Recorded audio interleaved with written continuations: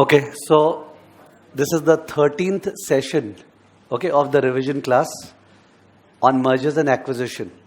जो शुरू के 12 सेशंस हुए हैं, जो आप लोग इस सेशन के बाद से स्टार्ट करोगे, उनमें सारे टॉपिक्स कवर्ड थे एक्सेप्ट मर्जर्स एंड थियरी. ठीक है, mergers old syllabus new syllabus में कॉमन है, इसलिए वो मैं करवा रहा हूँ. अगर ओल्ड सिलेबस के स्टूडेंट्स हैं वही बेनिफिट करेंगे, पर थियरी सिंस दोनों में अनकॉमन है तो वो मैं नहीं कराऊंगा, वो मैं सीधा यूट्यूब पे लोड कर दूंगा. ठीक है ना. तो आपको टोटल में 13 सेशंस करने हैं और कुछ लोग लेट से ज्वाइन किए. स्टार्टिंग में मैं डिस्कस कर रहा था कि मैंने जो बुक में सम्स चुने हैं इसके अंदर, the book okay SFM Don series, the book in which I have chosen the sums have been chosen very very nicely, as in ये तो फोरकास्ट करना डिफिकल्ट है कि इसी में से आएगा, पर ये जरूर है कि उन सम्स में मोस्ट रिप्रेजेंटेटिव सम्स चुने हैं सच दैट जैसे आज अपने मर्जर में वो जो 10 सम्स चुने हैं वो कर लेते हैं तो आपका मर्जर चैप्टर हर तरीके से हो गया. ठीक है, तो हर तरीके से हो गया का मतलब अगर नया सम आता है तो जो अपने कर रहे हैं 10 सम्स में उसका नॉलेज से वो 11वां सम हो सकता है. ठीक है, तो ऑफकोर्स ये 10 में से आएगा, इट्स वेरी डिफिकल्ट टू से. समझ गए. तो इस तरह से बहुत बढ़िया बढ़िया सम्स चुने गए हैं. आर दो सम्स जनरली न्यू जो अपने क्लास में नहीं किए? No, we have done it in class. हमने क्लास में कर रखा है, but out of the entire thing अगर एक होता है ना, काश सबसे बेस्ट चुने हुए सम मिल जाते.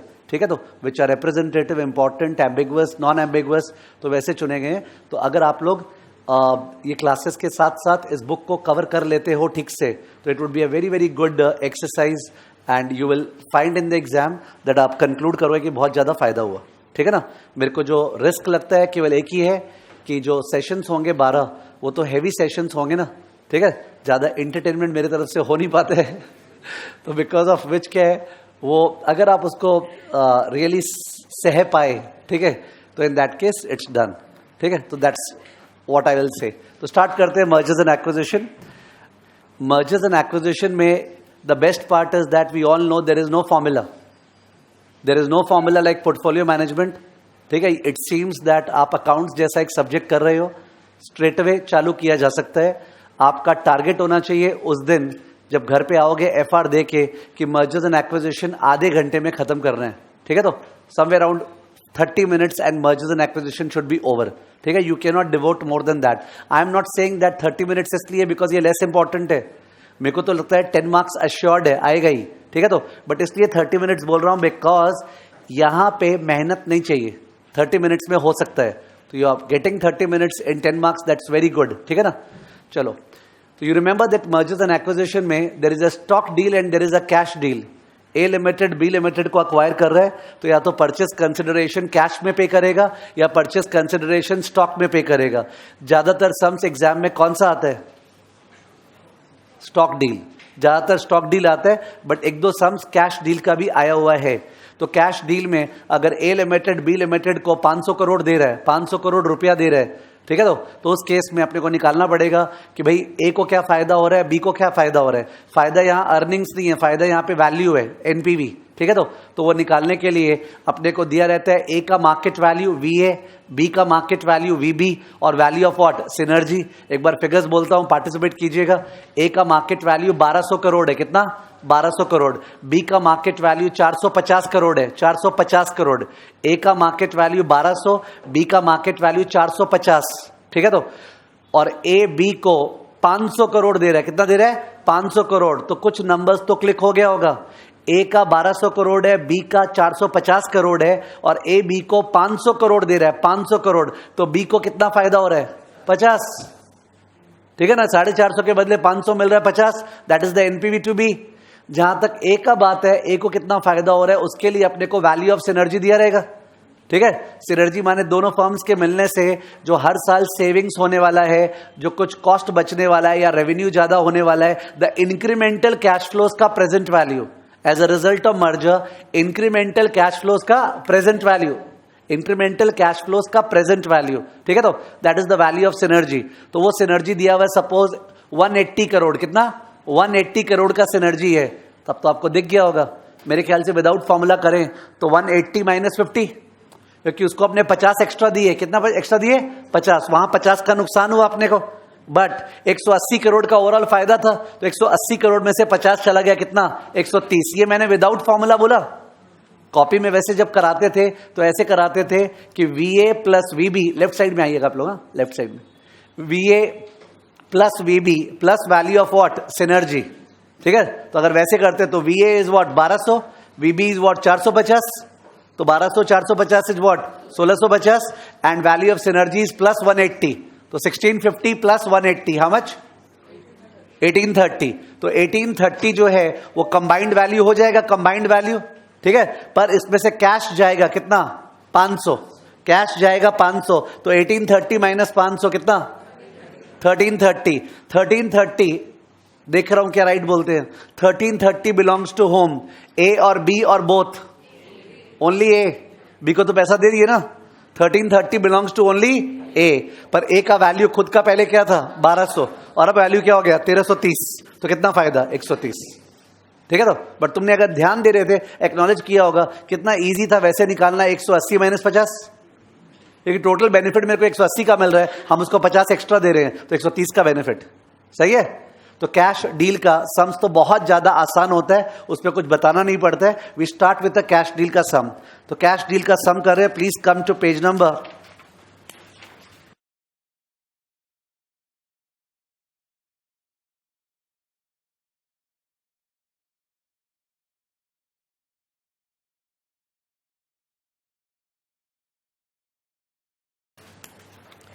154 116, पेज 154, क्वेश्चन नंबर 116। ध्यान रहे, this is a revision class. It is presumed that you know the chapter. It is presumed. You may feel that थोड़ा ज्यादा जल्दी बोल रहे हैं या फास्ट बोल रहे हैं, बिकॉज अगर इतना चीज कवर करना है अराउंड 24 आवर्स में और ज्यादा कवर करना है तो वो पेस और वो अग्रेशन होना पड़ेगा. समझ गए? और सॉल्विंग भी रफली करने वाले हैं, बहुत प्रॉपर डिक्टेशन जैसे क्लास में करता हूं वैसे नहीं होने वाला है. तो आपका मैच्योरिटी चाहिए समझने के लिए. ठीक है ना? तो पेज 154 में क्वेश्चन नंबर 116 एग्जाम में सम आया हुआ है. Equity shares of XYZ are currently traded at 24 per share in the market. XYZ का दाम 24 रुपया. XYZ had total 10 lakh shares outstanding in number and promoters equity holding in the company is 40%. Promoter का holding यानी 4 lakh share promoter के पास है. तो आपको वर्ड याद होगा ना, floating stock. Free float market cap तो कितने बार एग्जाम में आया हुआ है. प्रमोटर्स का होल्डिंग को हटा के जो शेयर्स होते हैं ना पब्लिक के पास, उसको फ्री फ्लोट बोलते हैं. ठीक है, तो 6 लाख फ्री फ्लोट है, 4 लाख प्रमोटर के पास है. PQR wishes to acquire XYZ. तो अपना नियम था क्लास में, अपने हमेशा अक्वायरिंग कंपनी को A बोलते हैं, टारगेट कंपनी को B, जिससे एक रिदम मेंटेन रहता है. तो XYZ क्या है? B, और PQR क्या है? A. PQR wishes to acquire XYZ because of likely synergies. The estimated present value of these synergies 80 lakh. Word है प्रेजेंट वैल्यू. आपको याद होगा मर्जर के सम्स में सिनर्जी दो तरह का होता है. एक होता है सिनर्जी इन वैल्यू और एक होता है synergy in earnings. Synergy in value, synergy in earnings. जो सिनर्जी इन वैल्यू है वो तो VA प्लस VB में ऐड होता है, और जो सिनर्जी इन अर्निंग्स है वो PAT A plus PAT B में ऐड होता है. ज्यादातर सम्स पैट वाला है. ओके, वैल्यू ऑफ सिनर्जी वाला बहुत कमती सम्स है, उनमें से ये एक है वैल्यू ऑफ सिनर्जी. माने गॉड नोज, माने जस्ट बिकॉज कहीं बोलते समय ध्यान आता है तो रोकते नहीं है कि वैल्यू ऑफ सिनर्जी कैलकुलेट करने का सम अगर एग्जाम में आ गया बाई चांस आपके टाइम पे पहला सम, तो उसमें क्या दिया रहेगा कि यार ये दो कंपनी इनके मिलने से यहां पे इतना पैसा सेव होगा, raw material cost, labour cost इतना सेव होगा, इसमें इतना कॉस्ट सेव होगा. सपोज थोड़ा सा कॉस्टिंग का फीलिंग आ गया, डेटा थोड़ा ज्यादा दे दिया, ये बचेगा वो बचेगा, है ना तेना, तुमको थोड़ा सा लग रहा है यार क्या दिया है नया चीज. ठीक है, तो बट अल्टीमेटली जाके वो ये बता रहा है हर साल कितना कैश बचेगा और उसका पीवी निकालें. क्या निकाले? पीवी. उसका पीवी निकालेंगे, वही 80 लाख है. तो घबराना नहीं है ऐसा कुछ आ गया तो. ठीक है, अपने को पता है एग्जाम में कुछ भी अगर दिखता है साफ साफ शुरू के 15 मिनट में कुछ नया स्टफ है, और सपोज 2-3 ऐसा नया स्टफ है जो अटेम्प्ट करना ही पड़ेगा, अपने को कोई इश्यू नहीं है, अपने उसको अटेम्प्ट करते हैं कब? लास्ट में. इफ यू जस्ट रिमेंबर कि उसको लास्ट में अटेम्प्ट करना है, और ध्यान रखना है कि वो सबके लिए नया है, किसी को नहीं आ रहा होगा. That gives you the patience कि यार बाकी ध्यान दे, फिर 2-2.25 घंटे के बाद उस पर जाएंगे. और उस पर जाएंगे, अगर तुमने बढ़िया पेपर कर लिया है 2.25 घंटे में, तुम उस पर कंफर्टेबली जा पाएगा और दिमाग लगा पाएगा. ठीक है, तो मेरे को जस्ट ध्यान आ गया, ये 80 लाख के बगल में आप लोग लिख लेना, बेटर रहेगा. PV of incremental PV of incremental cash flows और savings, PV of incremental cash flows और सेविंग्स, ठीक है। Sorry for one more diversion, यहां पे मैंने सम लिया नहीं है वो वाला, वरना एक सम था जो अपने करते थे मर्जर में, जिसमें ये था calculation of synergy using DDM, calculation of synergy using DDM. Okay, वो सब एक बार ही आया हुआ है, जिसमें क्या होता था कि भाई ए बी को अक्वायर कर रहा है और बी का D1 दिया हुआ है, ग्रोथ दिया हुआ है, D1 दिया हुआ है, ग्रोथ दिया हुआ है, ठीक है। तो और प्राइस दिया हुआ है, क्या दिया हुआ है, प्राइस D1G, सबको समझ में आ रहा है, आर ही निकल जाएगा, प्राइस D1G क्या निकल जाएगा, आर ही। तो सब में बोलता है ए अगर बी को अक्वायर करेगा, उसके अक्वायर करने से जो बी है उसका ग्रोथ रेट से 6% से 8% हो जाएगा, कितना, 6% से 8% हो जाएगा, और कोई चेंजेस नहीं है सम में। तो सम में बोलता है calculate the value of synergy. तो हम लोग क्या करते थे, प्राइस को लेके D1 by R E minus G से आर ई निकाल लिए, क्या निकाल लिए, आर ई, फिर आर ई को रख के और ग्रोथ को चेंज कर दिए 6 से क्या 8, और उसके बाद D1 by R E minus G फिर से किए, तो क्या आ गया, नया प्राइस। वो जो नया प्राइस माइनस पुराना price, the whole into number of shares, वो क्या आ गया, वैल्यू ऑफ सिनर्जी। जस्ट ध्यान आ गया मेरे को कि वैल्यू ऑफ सिनर्जी कभी एग्जाम में आया हुआ है क्या, एक बार ही आया हुआ है डीडीएम, उसके अलावा हमेशा दिया रहता है। I can't figure out any other sum, ठीक है ना। तो 80 लाख का वैल्यू बढ़ेगा, इसको अगर शॉर्टकट माने तो इसका मतलब सर ए को फायदा 80 लाख का है, कितना फायदा है, 80 लाख का। तो अगर ए बी को जितना भी एक्स्ट्रा देगा ना, ए बी को जितना भी एक्स्ट्रा देगा उतना 80 लाख से लेस कर दें तो ए का बेनिफिट निकल जाएगा, ये शॉर्टकट है, समझे। Further PQR feels that management of XYZ has been overpaid. Okay, management of XYZ has been overpaid. इसका रीजन साफ साफ समझ में आता है, प्रमोटर का होल्डिंग कितना है, 40%। अगर प्रमोटर का होल्डिंग 40% है, प्रमोटर खुद मैनेजमेंट में शामिल होगा, जो मेन ऐसे क्या बोलते हैं ये Mukesh Ambani, he is the CEO and chairman of Reliance Industries. तो is charging a certain amount ना, विच वन कैन क्वेश्चन कि सर इतना बड़ा पैकेज क्या जस्टिफाइड है, क्या ये शेयर होल्डर्स के पॉकेट से नहीं जा रहा है। तो ये वैसा कुछ बोलना चाह रहा है कि प्रमोटर्स मैनेजमेंट में शामिल है और वो लोग बहुत ज्यादा सैलरी पर्क्स ये सब एंजॉय कर रहे हैं, जो कि रिक्वायर्ड नहीं है इंडस्ट्री में, ठीक है। तो जब ए बी को अक्वायर करेगा तो जाहिर है उसको हटा देगा, हटा के मैनेजमेंट को डालेगा, तो सैलरी पर्क्स क्या हो जाएगा, कम, समझ गए। पर ये सिनर्जी का पार्ट नहीं है, ये कंट्रोल का पार्ट है, किसका, कंट्रोल। सिनर्जी और कंट्रोल अलग चीज है। माने ए अगर बी को अक्वायर करता है और उसका मैनेजमेंट को नहीं हटा पाता है, मैनेजमेंट को नहीं हटा पाता है, तो पक्ष वही रहेगा, तब तो सैलरी पक्ष हाई पे रहेगा, पर तब भी रेवेन्यू का, कॉस्ट का, वो सब तो सिनर्जी हो सकता है कुछ और।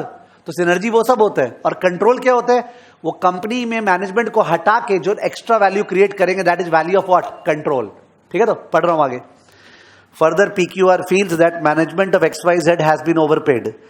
With better motivation, lower salary and fewer perks for the top management will lead to savings of 4 lakh per annum. Will lead to savings of 4 lakh per annum. ठीक है? Top management with their families are promoters of XYZ. मैंने तो बोला ही था, top management along with the families are promoters. Present value of these synergies would add 30 lakh in value to the acquisition. ठीक है? यहीं पे अगर 30 लाख नहीं देता और अपने को डिस्काउंट रेट दे देता से 7.5%, तो हम लोग वैल्यू ऑफ कंट्रोल निकालते 4 लाख बाय आई ना। बोल रहा है कि ये जो सैलरी पर्क्स वगैरह कम होगा ना, इससे 4 लाख 4 लाख 4 लाख 4 लाख जिंदगी और बचेगा, तो उसका present value is what, A by I, ठीक है। तो पर वो दे दिया 30 लाख, तो अब 4 लाख काम का ही नहीं है, 4 लाख काम का ही नहीं। What is 30 lakh, value of control. What is 80 lakh, value of synergy, ठीक है। तो 30 लाख तो तभी रियलाइज होगा अगर अपने उस कंपनी को अक्वायर करके उसका मैनेजमेंट को चेंज करते हैं, पर 80 लाख रियलाइज होगा अगर मैनेजमेंट को चेंज नहीं भी कर पाते हैं तो भी 80 लाख रियलाइज होगा, ठीक है ना। Following additional information is available regarding PQR। EPS 4 रुपया, ये PQR का है, ए का, A limited. Number of shares 15 lakh, market price 40। What is the maximum price per share that PQR can offer to XYZ, ठीक है। As usual when we are doing the sums, please you are not suppose to look at the solution वाला part.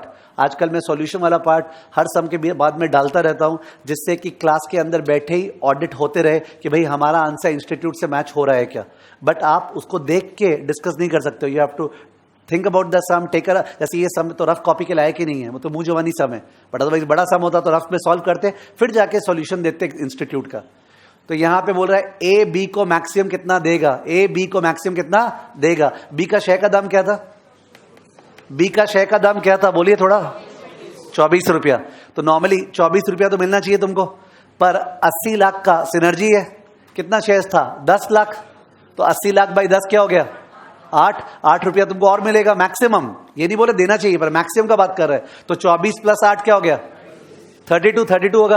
अब अगर अपने तुम्हारे को management को हटा पाएंगे, अगर मैनेजमेंट को हटा पाएंगे तब तो अलग से बेनिफिट 30 लाख का है, तो 3 रुपया और आ गया, तो 32 और 3 क्या हो गया 35। तो या तो 35 या 32 आंसर है if we are not able to remove the management, 35 answer है if we are able to remove the management. ठीक है, ये फर्स्ट आंसर है। Let's check the answer. तो इन्होंने 35 निकाला है, क्या निकाला है 35, दे हैव कैलकुलेटेड 35। यानी आपको ध्यान है तो आप टाइम वेस्ट नहीं करोगे।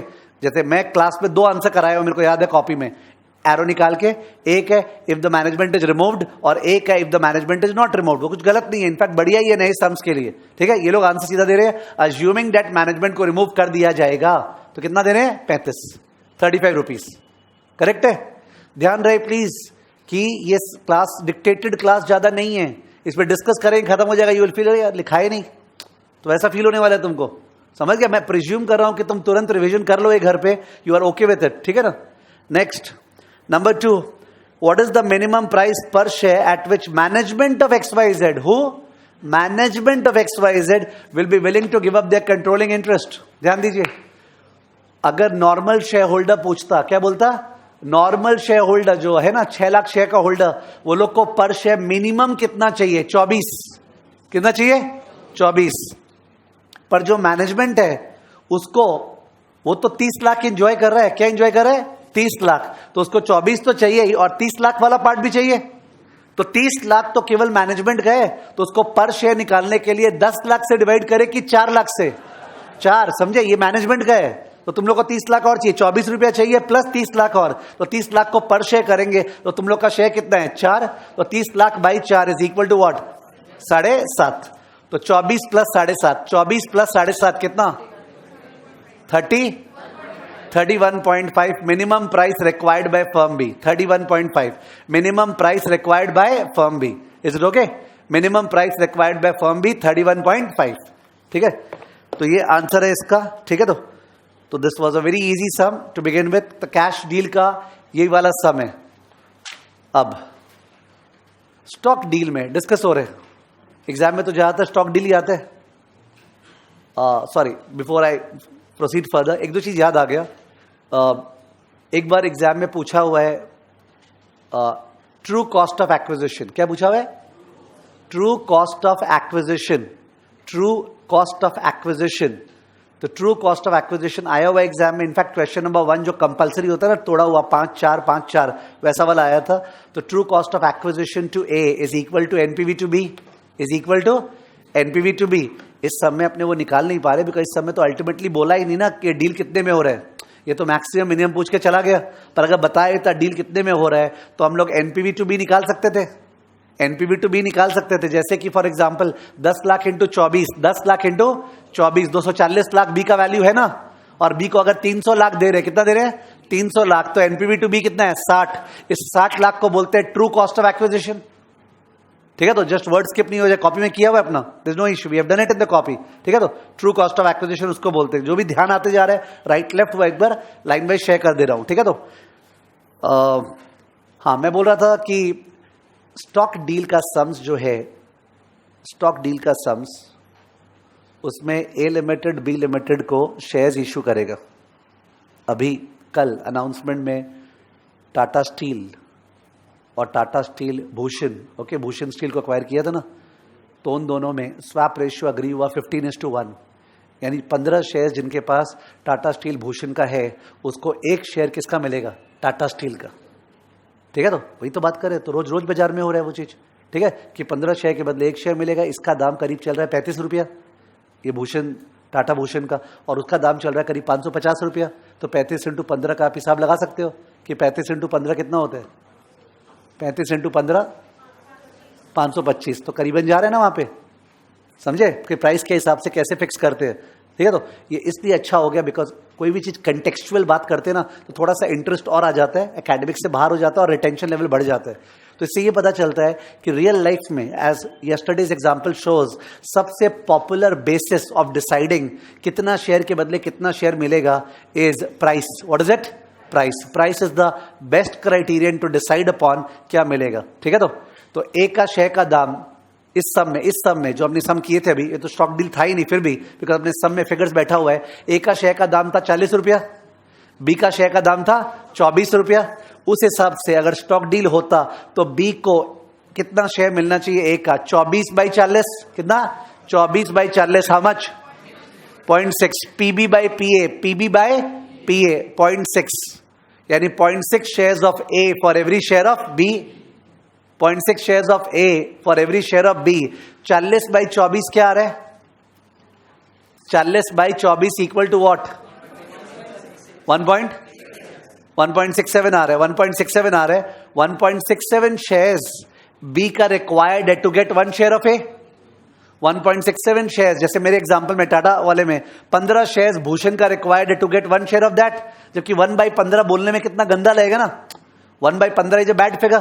तो basically the world speaks of the figure, left से the world speaks of the figure based on the beauty of the figure. ठीक है, तो अपना क्लास में ब्यूटिफिकेशन नहीं हुआ है, अपने क्लास में हमेशा डिसाइड किए थे हम लोग यूज करेंगे बी का 1 शेयर के बदले ए का कितना शेयर मिलेगा। मेरा सारा सम्स वैसे कराया हुआ है कि बी का 1 शेयर के बदले ए का कितना शेयर मिलेगा, समझे? अपने वैसे ही किए थे और आप लोग को भी वैसे ही अध्ययन करना चाहिए। ठीक है, तो 24/40 0.6 आपने बोला अभी, पर earning per share I think इस सम में तो बी का था ही नहीं, केवल ए का ईपीएस दिया हुआ था, है ना? ये जो सम किए थे अभी अपने, ए का ईपीएस क्या था? 4 था ना पीक्यूआर का, और XYZ का ईपीएस था नहीं। अगर होता 2 तो 2/4 क्या होता? 0.5। Exchange ratio on the basis of EPS, exchange ratio on the basis of BVPS. Okay with your book value per share. तो करीब 2016 या 17, ध्यान नहीं आ रहा है, उस एग्जाम के पहले 2016 या 17 के एग्जाम के पहले, ओके 2016 या 16 एग्जाम के पहले स्टूडेंट्स को भी रट गया था। हम लोग भी हो सकता है बोलते बोलते बता देते थे कि जब भी एक्सचेंज रेशियो निकालो तो बी का ऊपर लेना ए का नीचे, because price of B by price of A, EPS of B by EPS of A. ठीक है, तो book value per share of B by book value per share of A. Student को भी आसान लगता है, हाँ यार बी बाय ए करेंगे, ठीक है। But this a surprising thing that happened in one of the papers, जिसमें Kotak bank ING Vysya bank का दिया, Kotak bank ING Vysya bank का दिया। तो पहला बात तो बैंक का तो फाइनेंशियल स्टेटमेंट अलग ही टाइप का लगता है, और उसके अंदर ये लोग एनपीए भी दे दिया। क्या दे दिया? एनपीए के बेसिस पे डिसाइड होगा। किसके बेसिस पे? एनपीए पर। जाहिर है वो जो आईएनजी व्यासा बैंक है, ओके, उसका एनपीए तो बहुत हाई था, से 10% था, और जो कोटक बैंक का उसका एनपीए लो था, 2% था। तो अगर अपने कर देते हैं 10/2 इक्वल टू व्हाट? 5। इसका मतलब क्या आईएनजी व्यासा बैंक को 5 शेयर कोटक का मिलेगा?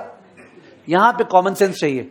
जो आदमी कॉमन सेंस संभाल रखा है वो ठीक समझ जाता कि यार एकदम गलत हो रहा है ये।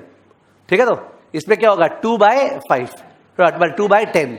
इससे ये समझ में आता है कभी भी एग्जाम में एक्सचेंज रेशियो निकालना है, हम लोग को वही निकालना है कि बी का 1 शेयर के बदले ए का कितना शेयर मिलेगा। और ये निकालते समय लर्न करने वाइज बोले तो जो भी बढ़िया चीजें होती है ना, वैल्यूएशन, जैसे price, EPS, book value per share, suppose sales पर शेयर, सपोज कैश फ्लो पर शेयर, क्या बोला? कैश फ्लो पर शेयर, सब तो हायर द बेटर ना। किसी भी कंपनी में सेल्स ज्यादा है तो बढ़िया है, बुक वैल्यू ज्यादा है बेटर है, ईपीएस ज्यादा है बेटर है, हायर द बेटर में आप बी बाय ए कर सकते हो।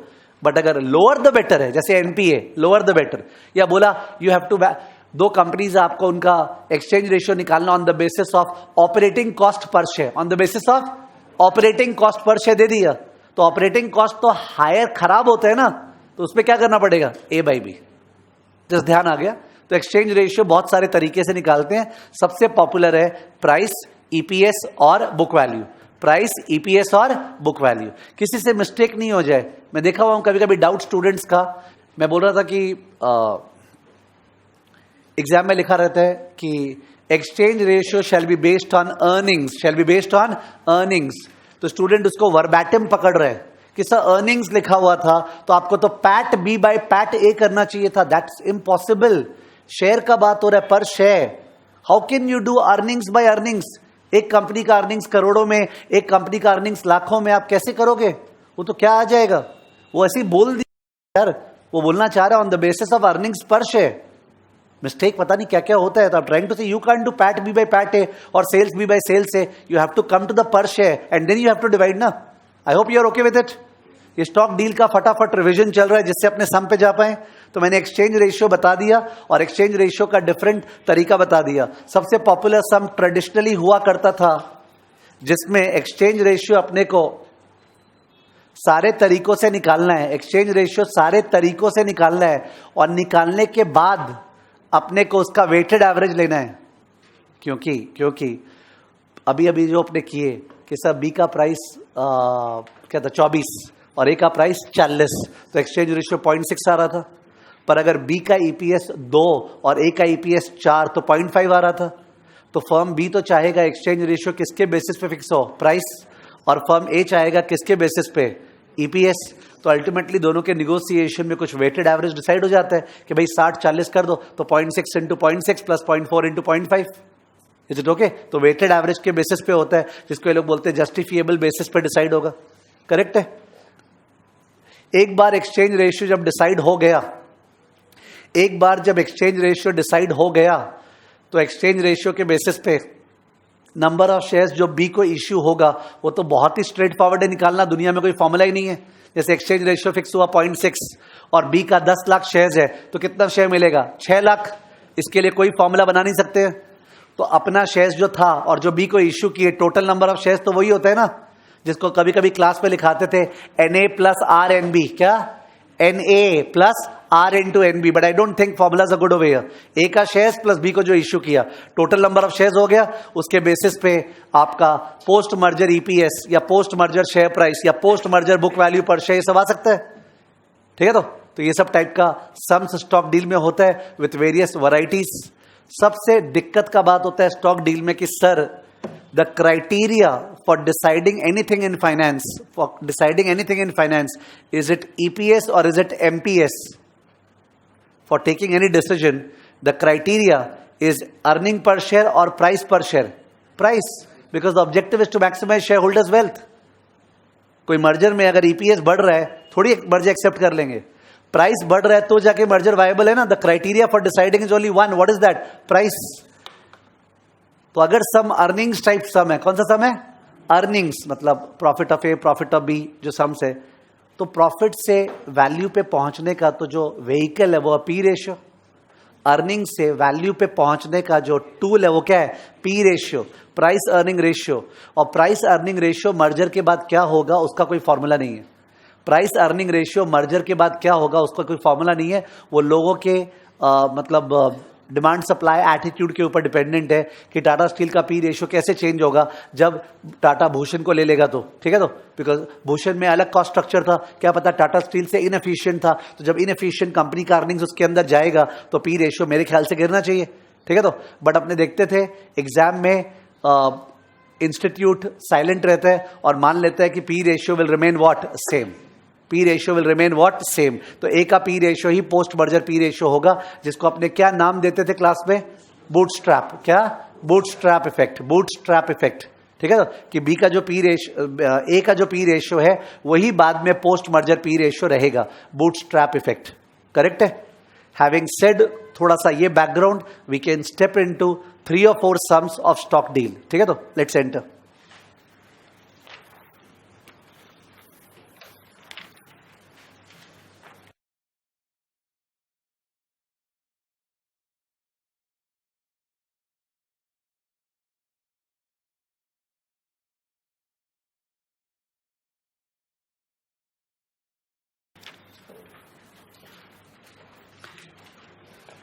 Page number 155, question number 117. Page number 155, question number 117. Okay. मेरा लैपटॉप कनेक्ट नहीं हो रहा था प्रोजेक्टर से, इसलिए मेरे को उसको हटाना पड़ा because I can't waste any time for you to just wait by the time the laptop is synced.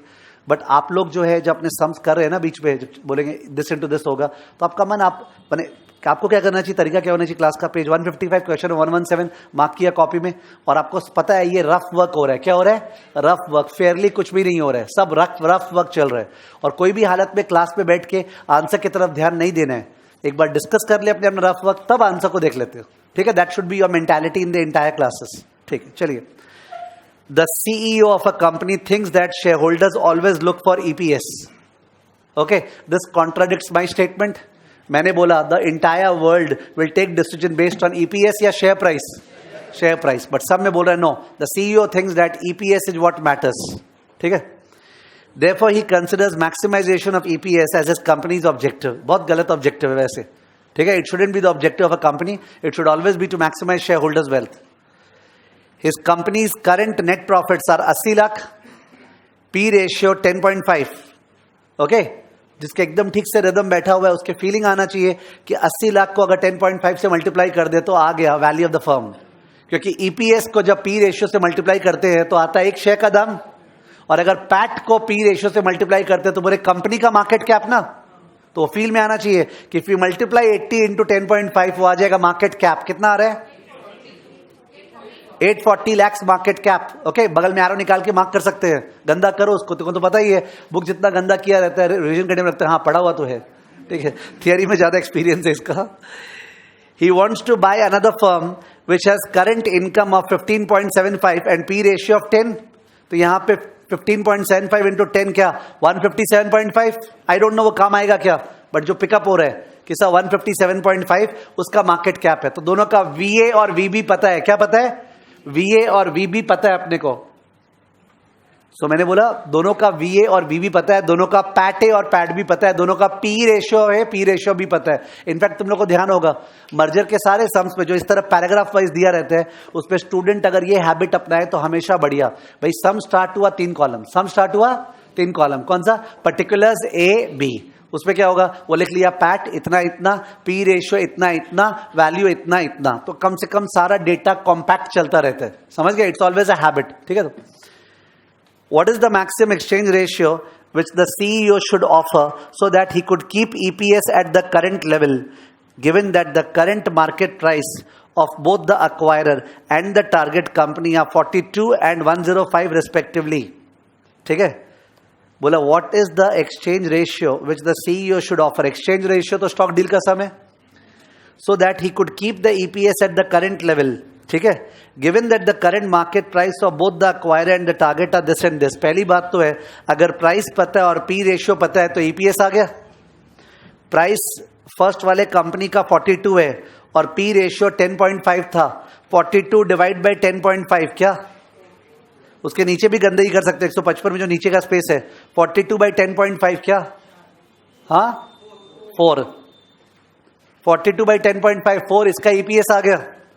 और उसका जो है अगर निकालें तो 105 बाई 10 कितना, 105 बाई 10 इक्वल टू 10.5, ठीक है।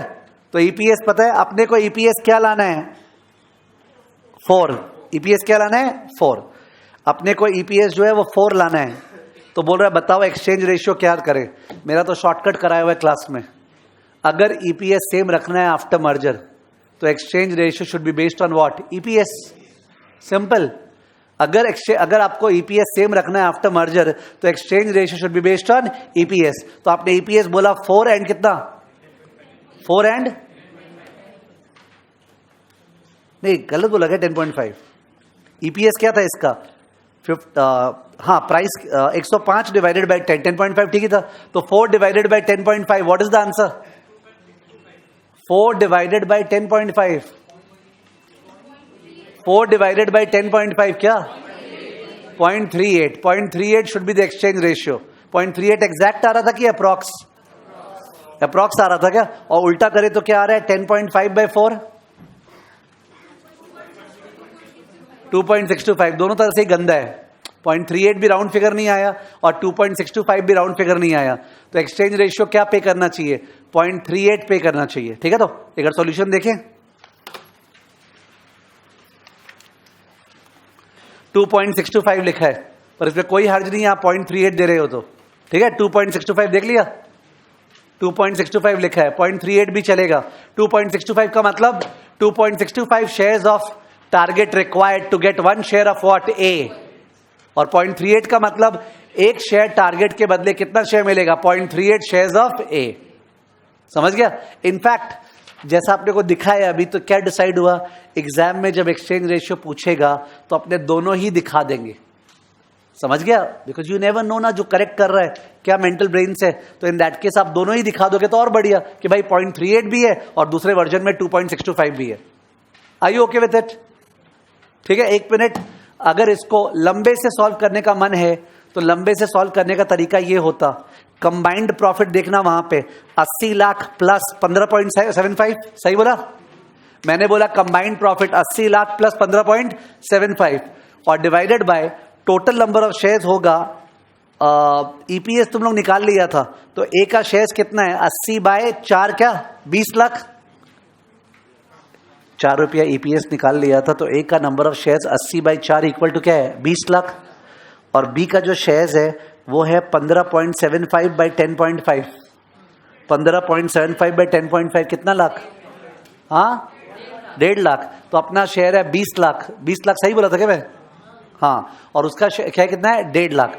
तो जाहिर है नीचे में आता 80 plus 1.5 R, 80 plus 1.5 into R, सही बोला ना? अपना शेयर, सॉरी 80 नहीं, क्या था 20, हाँ 20 plus 1.5 R.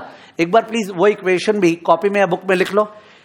80 plus 15.75, 80 plus 15.75 the whole divided by, okay, the whole divided by 20 plus 1.5 R, please लिख लो। 80 plus 15.75 the whole divided by 20 plus 1.5 R is equal to 4, is equal to 4। R solve करना है ना। ये जानना क्यों जरूरी है, इसका इस सम में रिक्वायरमेंट नहीं है। इस सम को तो वैसे ही करना चाहिए था कि exchange ratio shall be based on EPS, but हर बार वो ट्रू नहीं होगा। क्यों? बाई चांस सम में बोला कि मर्जर के कारण अर्निंग्स 10 लाख बढ़ने वाला है, मर्जर के कारण अर्निंग 10 लाख बढ़ने वाला है, तो अगर तुमने कर दिया कि सर ने ही तो बोला था ईपीएस सेम रखना है, तो exchange ratio based on EPS, you are समझ रॉन्ग। क्योंकि उसका में सम, उसके तो 10 लाख अलग से आ रहा है, तो सम कैसे सॉल्व करेंगे? 80 plus 15.75 plus 10 divided by 20 plus 1.5 R is equal to what, 4। समझे? तो आपको लॉन्ग प्रोसेस भी आना चाहिए, ओके, लॉन्ग प्रोसेस भी आना चाहिए, समझ गए? ठीक है। इनफैक्ट तुम लोग जब लिखे ही हो 80 प्लस 15.75 लिखे थे ना, उसके बगल में लिखो प्लस 0, 80 प्लस 15.75 प्लस 0, तो ठीक ध्यान जाएगा कि ये सर 0 क्यों लिखा है। तो सिनर्जी इन अर्निंग्स दिया नहीं है, अगर देता तो सिनर्जी इन अर्निंग्स क्या होता, add. Are you okay with it? ठीक है। बट इस सम को करने का तरीका, exchange ratio should be based on EPS if you want EPS to remain what, same.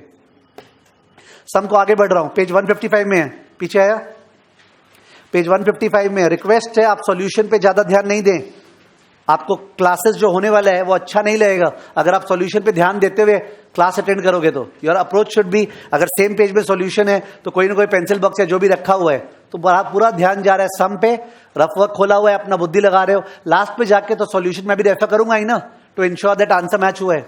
ठीक है।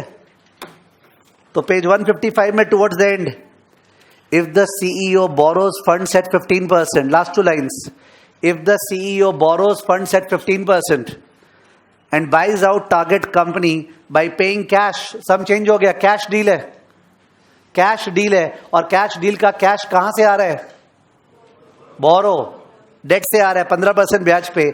How much should he offer to maintain the EPS, assume 30% tax rate, discuss कर रहे हैं। अगर उसको कैश दे रहे हैं, कैश, तो प्रॉफिट तो अपना ही बचेगा, यानी यहां तो प्रॉफिट ऐड करने का बात ही नहीं है, सब प्रॉफिट मेरा ही होगा, हम तो उसको कैश दे दिए ना। ठीक है। तो सॉरी, प्रॉफिट है, प्रॉफिट तो दोनों का ही आएगा, माने मैं वो सोच रहा था जो नंबर ऑफ शेयर्स होते हैं, प्रॉफिट तो दोनों का ही आएगा। 80 लाख मेरा, 80 लाख किसका प्रॉफिट, अपना, और उसका प्रॉफिट कितना है 15.75, दोनों का प्रॉफिट ऐड हुआ। पर इसमें से इंटरेस्ट लेस होगा कि post tax interest, post tax, और या फिर तुमको 80 का प्री टैक्स निकालना पड़ेगा और 15.75 का प्री टैक्स, और उसमें से इंटरेस्ट क्या करना पड़ेगा, लेस, और लेस करके पूरे का पोस्ट टैक्स। आई थिंक उस पर ज्यादा एफर्ट हो जाएगा, बेटर कौन सा है? 80 plus 15.75 minus post tax interest on X, on what? Because we don't know the amount to be borrowed ना, the amount to be borrowed is what? X. और उसको डिवाइड करेंगे किसका शेयर से? किसका शेयर से? ए का, बिकॉज ए तो बी को शेयर इश्यू ही नहीं कर रहा है, ठीक है, तो ए का शेयर से डिवाइड होगा। तो आप लिख लें जहां पे भी कॉपी में या बुक में जहां आपको मन है, रफ चल रहा है, 80 plus 15.75 minus 15% of X into 0.7, okay, 15% of X into 0.7, I hope आप लिख पाए। 80 plus 15.75 minus 15% of X into 0.7, the whole divided by 20, whole divided by 20 is equal to 4, is equal to 4। समझे? इसको सॉल्व फॉर एक्स करना है, solve for X. I think we can leave the sum, we are wasting our time. X solve कर लेंगे, वो answer हो जाएगा। Is it? तो good sum, because stock deal और कैश डील में मैक्सिमम पूछा था। ये कुछ एग्जामिनेशन से मैं देख रहा हूं ये मैक्सिमम वगैरह पे बहुत ज्यादा ही पड़ गए। तो ओल्ड सिलेबस के कोई स्टूडेंट्स अगर है जो बहुत पहले क्लास किए थे, सपोज 2014 में या 13 में, उस समय मैं एक चीज कराता था जिसका नाम था कोन एंड नील्सन मॉडल। कौन सा model? CONN, Conn and Nielsen model, जिसमें निकालते हैं अल्फा और beta. A maximum exchange ratio B को क्या देगा? अल्फा। बी को कम से कम ए से क्या चाहिए? बीटा। न्यू सिलेबस में भी कराया है, बट मैंने कोन एंड नील्सन मॉडल हेडिंग लिखाना छोड़ दिया, बिकॉज मैं देखा ऑलरेडी नाम का कमी है क्या, मैंने क्रक्स जानना है ना। तो I deliberately started not using the heading, because institute has not use the heading, institute के स्टडी मैट में दिया हुआ नहीं है। तो आप लोग को कराया हुआ है ज्यादातर with the heading break even exchange ratio. क्या? Break even exchange ratio. A maximum alpha B को क्या देगा, और बी मिनिमम बीटा ए से क्या मांगेगा। समझ गया? Break even exchange ratio. और उसका सम आई थिंक नवंबर 18 एग्जाम में आया था। ओके, नवंबर 18 एग्जाम में अल्फा बीटा का सम आया था, ठीक है।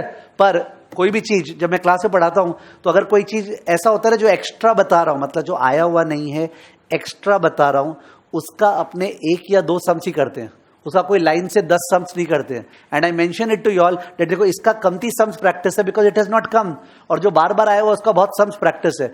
तो जो लोग हर चीज को देख के जाते हैं, ठीक है, तो उन लोग का वो सेफ रहता है कि हाँ यार देखा हुआ तो है कि अल्फा बीटा कैसे निकलता है। इट्स ओके, बहुत ज्यादा प्रैक्टिस नहीं है, ठीक है। They were able to do it, others they stuck up कि कैसे सम करें, ठीक है। Let's come to that sum now.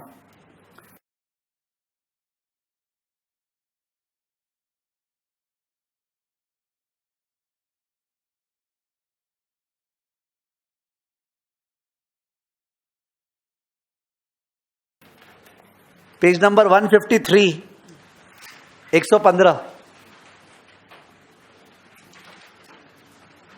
Page 153, 115।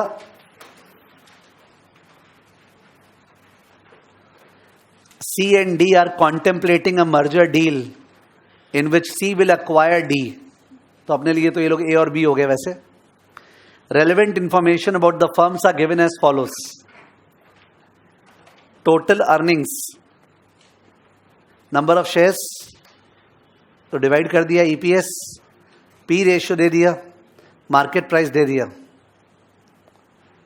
What is the maximum exchange ratio acceptable to the shareholders of C if P ratio of the combined firm is 7? ठीक है, तो that's it, let's discuss। P ratio 7 होने वाला है, तो A B को maximum exchange ratio क्या देगा, ठीक है। तो in that case A B को मैक्सिमम वो देगा जिससे A को चल फायदा नहीं हो पर नुकसान तो नहीं हो ना, मैक्सिमम वो देगा जिससे A को नुकसान नहीं हो। तो तुम अगर A का शेयर होल्डर है, तुम अगर A का शेयर होल्डर है तुम, तो उस केस में आफ्टर मर्जर तुम्हारे पास तो वही शेयर रहेगा। A को एक्स्ट्रा शेयर्स मिलता है क्या? नहीं। कौन अपने रूम में आ जाता है? B। पर तुम्हारे पास तो वही शेयर है जो रहेगा। तो तुम चाहते हैं तुम्हारा शेयर का प्राइस वर्स्ट टू वर्स्ट क्या रहे? सेम। यानी कि बेसिकली सम क्या हो गया? A का शेयर प्राइस मेंटेन कर रहे हैं, हल्का रखो तो A का शेयर प्राइस मेंटेन करना। पिछले सब में क्या था? A का EPS मेंटेन करना है, याद आ रहा है? इस समय A का सर शेयर प्राइस मेंटेन करना है। A का शेयर प्राइस क्या दिया है? 38.4। तो आपको ये करना है कि सर अगर 38.4 अपने को शेयर प्राइस लाना है और P रेशियो 7 है, P रेशियो 7 है ना, तो उस केस में EPS पता चल गया, और EPS पता चल गया तो सम हो गया जो अभी भी किए थे। मैंने एकदम इजी कर दिया है कॉमन सेंस वाइज कि ए चाहता है भाई मेरा शेयर प्राइस गिरे नहीं, 38.4 हो और पी रेशियो 7 है, तो जाहिर है ईपीएस क्या होना चाहिए, ठीक है। तो रफ भी कर रहे हैं अपने, क्या टारगेट प्राइस 38.4 टारगेट प्राइस हो गया, पी रेशियो 7, ये फास्ट डिक्टेशन है प्लीज, सब समझे, आपको थोड़ा सा असुविधा होगा, you have to manage that. और ईपीएस क्या हो गया 38.4 डिवाइड बाय 7 कितना 5.48। तो सर ईपीएस 5.48 चाहिए। अब तो तुमको पता ही है कैसे करते हैं, दोनों का प्रॉफिट ऐड करते हैं और डिवाइडेड बाय अपना शेयर्स प्लस उसका shares into alpha is equal to what, EPS. करें नेक्स्ट लाइन, प्रॉफिट क्या है 96 प्लस 30, सब में देखते रहना और लिखते भी रहना, 96 plus 30 the whole divide by, और एक काम करो बगल में जीरो लिखते रहो हर समय, 96 प्लस 30 प्लस 0, जिससे तुम्हारा मिस नहीं होगा कि एग्जाम में आ गया तो कि भाई अर्निंग्स बढ़ेगा। तो 96 प्लस 30 प्लस 0 डिवाइडेड बाय अपना शेयर्स कितना है 20 plus 14 alpha, 20 plus 14 alpha equal to जो निकाला था आपने 5.48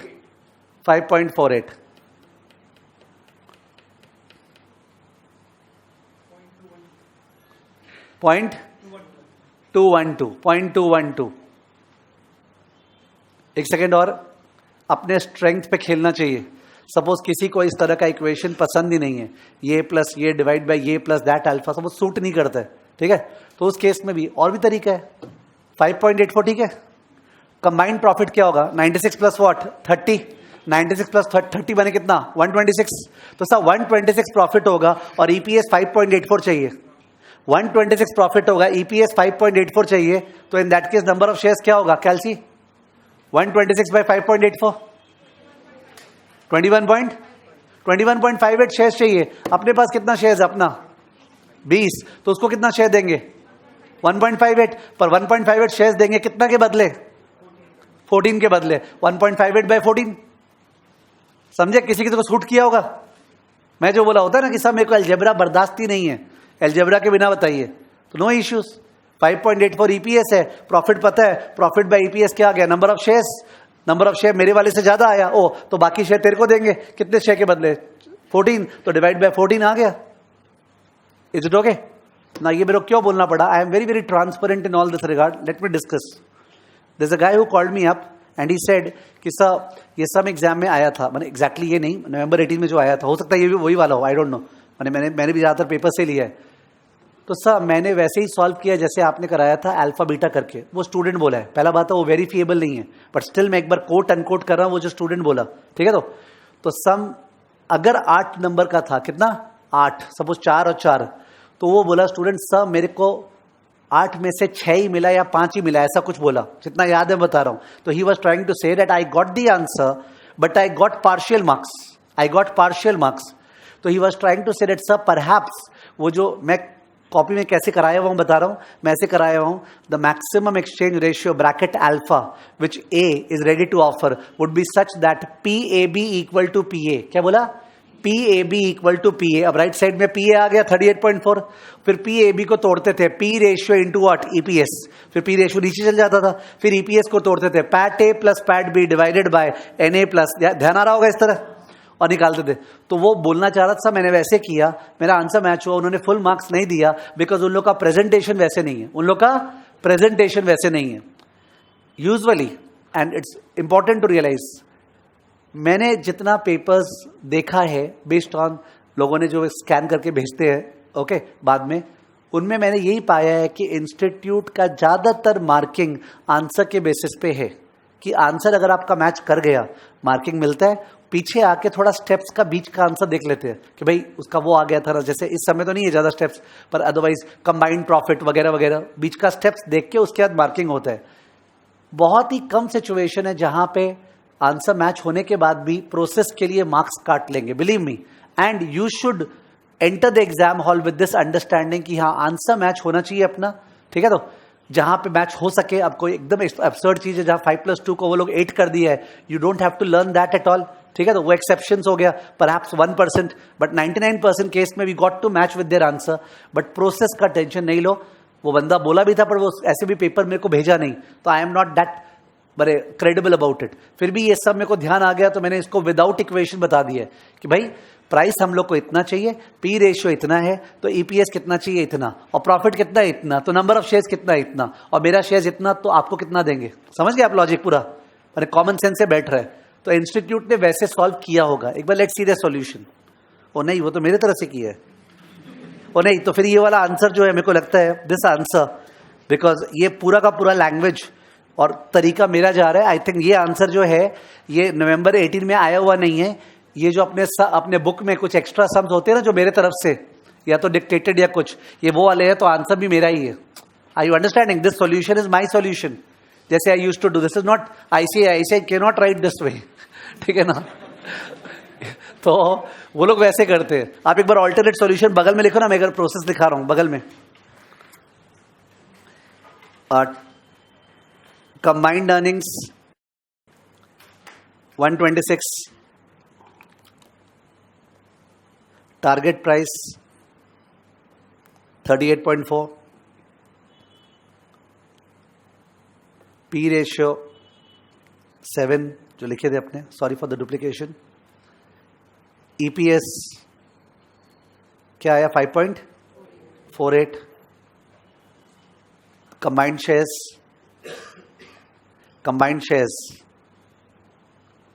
126 by 5.48, combined shares 126 by 5.48 equal to 22.99.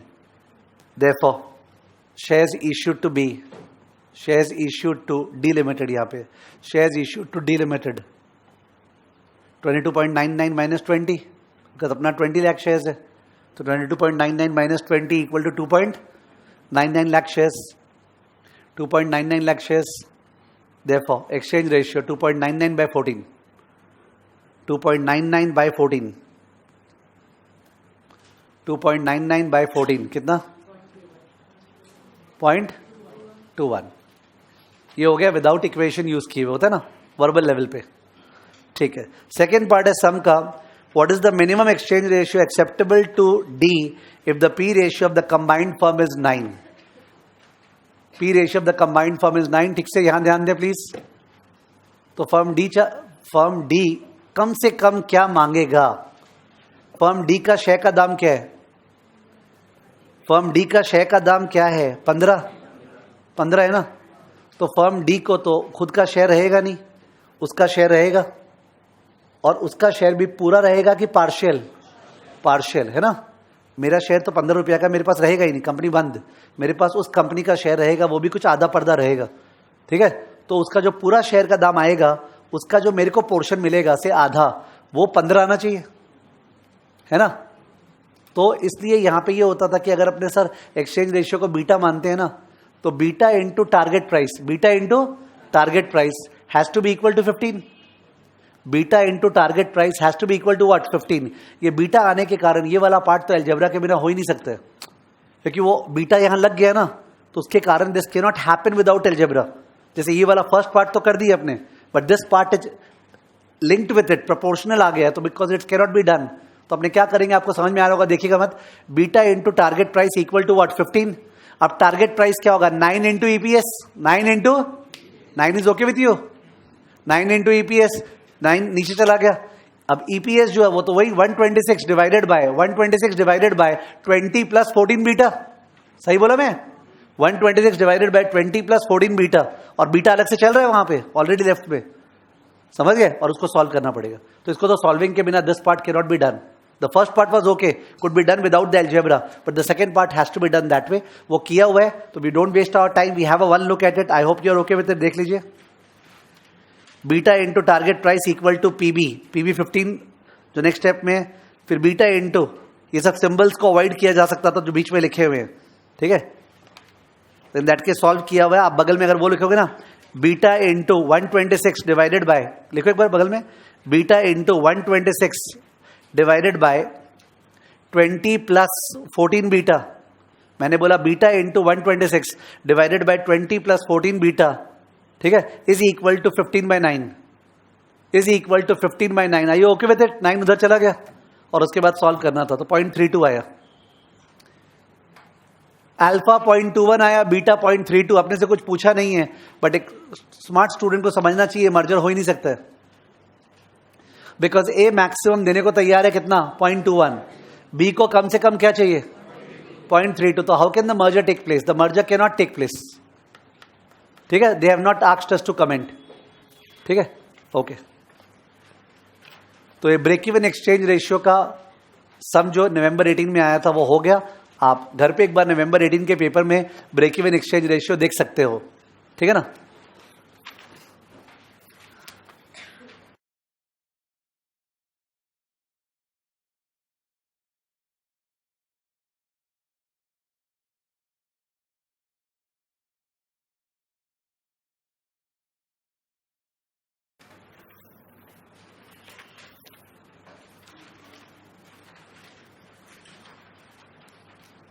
ये जो 112 सम है ना, पेज नंबर 146 में 112, और ये तो इक्विटी में चले गए, सॉरी मर्जर में ना, आपने कराया हुआ, वो तो कराया हुआ. ठीक है.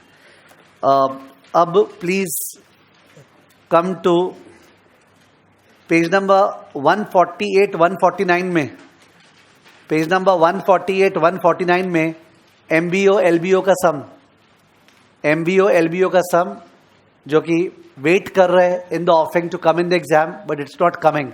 ठीक है, तो करीब 3 साल 4 साल पहले इंस्टीट्यूट ने ये सब मैन्युफैक्चर किया है, but they have not yet given it in the exam. MBO LBO का सम तो बहुत ज़्यादा टाइम इन्वेस्ट करके नहीं करेंगे, बिकॉज क्लास में कराया हुआ है. एक बार वापस से मैंने हिंट दे दूंगा, आप एक बार देख लोगे 2 मिनट तो पक्का एग्जाम में हो जाएगा. ठीक है, तो इसलिए बहुत लॉजिकल डिस्कशन कर रहा हूँ. और एक चीज कर रहा हूँ, रीडिंग में टाइम वेस्ट नहीं कर रहा हूँ. ठीक है, सम को सीधा शेयर कर रहा हूँ डेटा वाइज आपसे क्या है, सो डेट अपना टाइम बचे. सुनिए, इस सम में एक कंपनी है और उस कंपनी का एक डिवीजन है. एक कंपनी है, उसका एक डिवीजन है. वो डिवीजन जो है वो कंपनी हटाना चाह रहा है. वो डिवीजन वो कंपनी हटाना चाह रहा है. ठीक है, वो डिवीजन को बेचना चाह रहा है. तो बेचना चाह रहा है, एक बार सोचो कि तुम लोग उस डिवीजन में काम करते हो. ठीक है, तुम लोग उस डिवीजन में काम करते हो, मैनेजमेंट लोग हो. ठीक है, तो इन दैट केस तुम लोग ये सोचे कि यार फालतू में ये किसी और को बेचेगा, फिर पता नहीं कौन आ जाएगा और अपने को किस तरह से एक्सप्लॉइट करेगा. इससे बढ़िया अपने काम करते हैं ना, कंपनी को पैसा दे के खुद ही ये डिवीजन खरीद लेते हैं. मैनेजमेंट को लगा कि वो लोग खुद ही कंपनी से वो डिवीजन खरीद लेता है, बिकॉज हमको तो पैसा चाहिए ना, मैं बेचना चाह रहा हूं, तुम मेरे को पैसा देने तैयार है. तो नाम क्या है? Management buy out. Look at the word management buy out, because you are ready to buy. ठीक है, तो आप पैसा दे के वो खरीदने को तैयार हो, तो आपके पास ऑब्वियसली पैसा नहीं है, because you are the management, you not great tycoon. पैसा बैठा हुआ है. तो आप क्या किए, किसी पर्टिकुलर प्राइवेट इक्विटी फंड के पास गए, किसी पर्टिकुलर प्राइवेट इक्विटी फंड के पास गए. ठीक है, तो और private equity fund new syllabus वगैरह में तो बहुत इंपॉर्टेंट है ना. ठीक है, तो जस्ट टू डाइवर्ट 1 मिनट, एक प्राइवेट इक्विटी फंड एक ऐसा फंड है जो इन्वेस्टर्स से पैसा रेज करता है. इन्वेस्टर से पैसा रेज करता है. वंस अगेन यहां मौका मिल रहा है कुछ और बोलने का. म्यूचुअल फंड भी तो ऐसा फंड है जो इन्वेस्टर से पैसा रेज करता है. म्यूचुअल फंड भी तो ऐसा फंड है जो इन्वेस्टर से पैसा रेज करता है. पर म्यूचुअल फंड तो ज्यादातर स्मॉल इन्वेस्टर्स के लिए है. यू कैन सिंगाड़ा खाता रहता है, एडवर्टाइजमेंट आता है, याद है ना. तो कहने का मतलब सिंगाड़े के लेवल पे ले गया ना वो तो. पर प्राइवेट इक्विटी फंड जो है वो तो केवल क्वालिफाइड इन्वेस्टर से पैसा रेज करता है. किससे? क्वालिफाइड इन्वेस्टर्स, जो मिनिमम टिकट साइज होगा उसमें you can't put less than suppose 50 lakh या 1 करोड़. समझ गए? वैसा तो आप म्यूचुअल फंड से कंपेयर करो, बहुत बढ़िया बात है, आपका रिटेंशन लेवल बढ़ेगा. ठीक है, तो प्राइवेट इक्विटी फंड है जो कि क्या बोलते हैं, पैसा रेज करता है from qualified investors. Which investors? Qualified investor से पैसा रेज करता है, और रेज करके ठीक है अपॉर्चुनिटीज ढूंढता रहता है प्राइवेट कंपनीज में. कहां में? प्राइवेट कंपनीज में स्टेक लेने का, प्राइवेट कंपनीज में स्टेक लेने का. समझ गए? ऐसा ही अपॉर्चुनिटीज ढूंढता रहता है. क्योंकि एक चीज समझिएगा, जब अपने बचपन से public versus private limited company सब जन पढ़ रखे हैं, तो हमेशा ही अपने को पता रहता है पब्लिक और प्राइवेट में एडवांटेज डिसएडवांटेज क्या है. ऑल्दो वेरी बेसिक है, but that lies at the heart core of everything which is happening, कि प्राइवेट वाला डिसीजन फास्टर ले सकता है. रेगुलेशंस नहीं है ना, शेयर होल्डर परमिशन नहीं है ना, ज्यादा झमेला नहीं है, they can take decisions faster. ठीक है, तो वो रीजन होता है कि प्राइवेट इक्विटी क्यों वेल्थ क्रिएट कर सकता है, बिकॉज खुद का पैसा लगा हुआ है, फास्टर डिसीजन है, तो वो लोग बने फास्टर डिसीजन ले सकते हैं. तो प्राइवेट इक्विटी फंड खोज रहा था, और अपने जो मैनेजमेंट, तुम लोग जो मैनेजमेंट है, वो लोग उस प्राइवेट इक्विटी फंड को अप्रोच किया, बोला देखो ये डिवीजन है और ये डिवीजन का ये रेवेन्यू है, ये पोटेंशियल है, आप लोग प्लीज स्टेक लो, इक्विटी स्टेक लो। ध्यान देना ठीक से, बहुत अच्छा थियरी कवर हो रहा है इससे, थियरी प्लस अंडरस्टैंडिंग। आप लोग हमारी कंपनी में माने इस डिवीजन में स्टेक लो, पर वो स्टेक हम लोग आपको 50% से ऊपर नहीं देंगे। किससे ऊपर है? 50% से ऊपर नहीं देंगे, बिकॉज कंट्रोल हम लोग का होगा। हम लोग माने मैनेजमेंट, मैं तुम लोग का लीडर हूं, तो मैनेजमेंट जो है वो बात कर रहा है कि भाई माने हम लोग स्टेक 50% से ऊपर रखेंगे, आपको करीब 30-40% देंगे, तो आप पैसा दो। तो वो 30-40% के बदले जो पैसा देगा वो सफिशिएंट नहीं है बाई करने के लिए। अपने को बाई करना है ना कंपनी, तो उस केस में उसको बोला आप डेट दो। क्या दो? डेट, बिकॉज एमबीओ का दूसरा नाम क्या है? एमबीओ का दूसरा नाम क्या है? एलबीओ। एमबीओ का दूसरा नाम क्या है? एलबीओ। एलबीओ में फर्स्ट लेटर क्या है? लेवरेज। लेवरेज माने क्या? डेट। तो इन दैट केस वो जो प्राइवेट इक्विटी फंड है वो 30% स्टेक ले रहा है, कुछ इक्विटी फंड लगा रहा है, उसके अलावा वो डेट लगाएगा। क्या लगाएगा? डेट। कई बार वो डेट के साथ साथ कुछ कन्वर्टेबल डेट देता है। कौन सा डेट?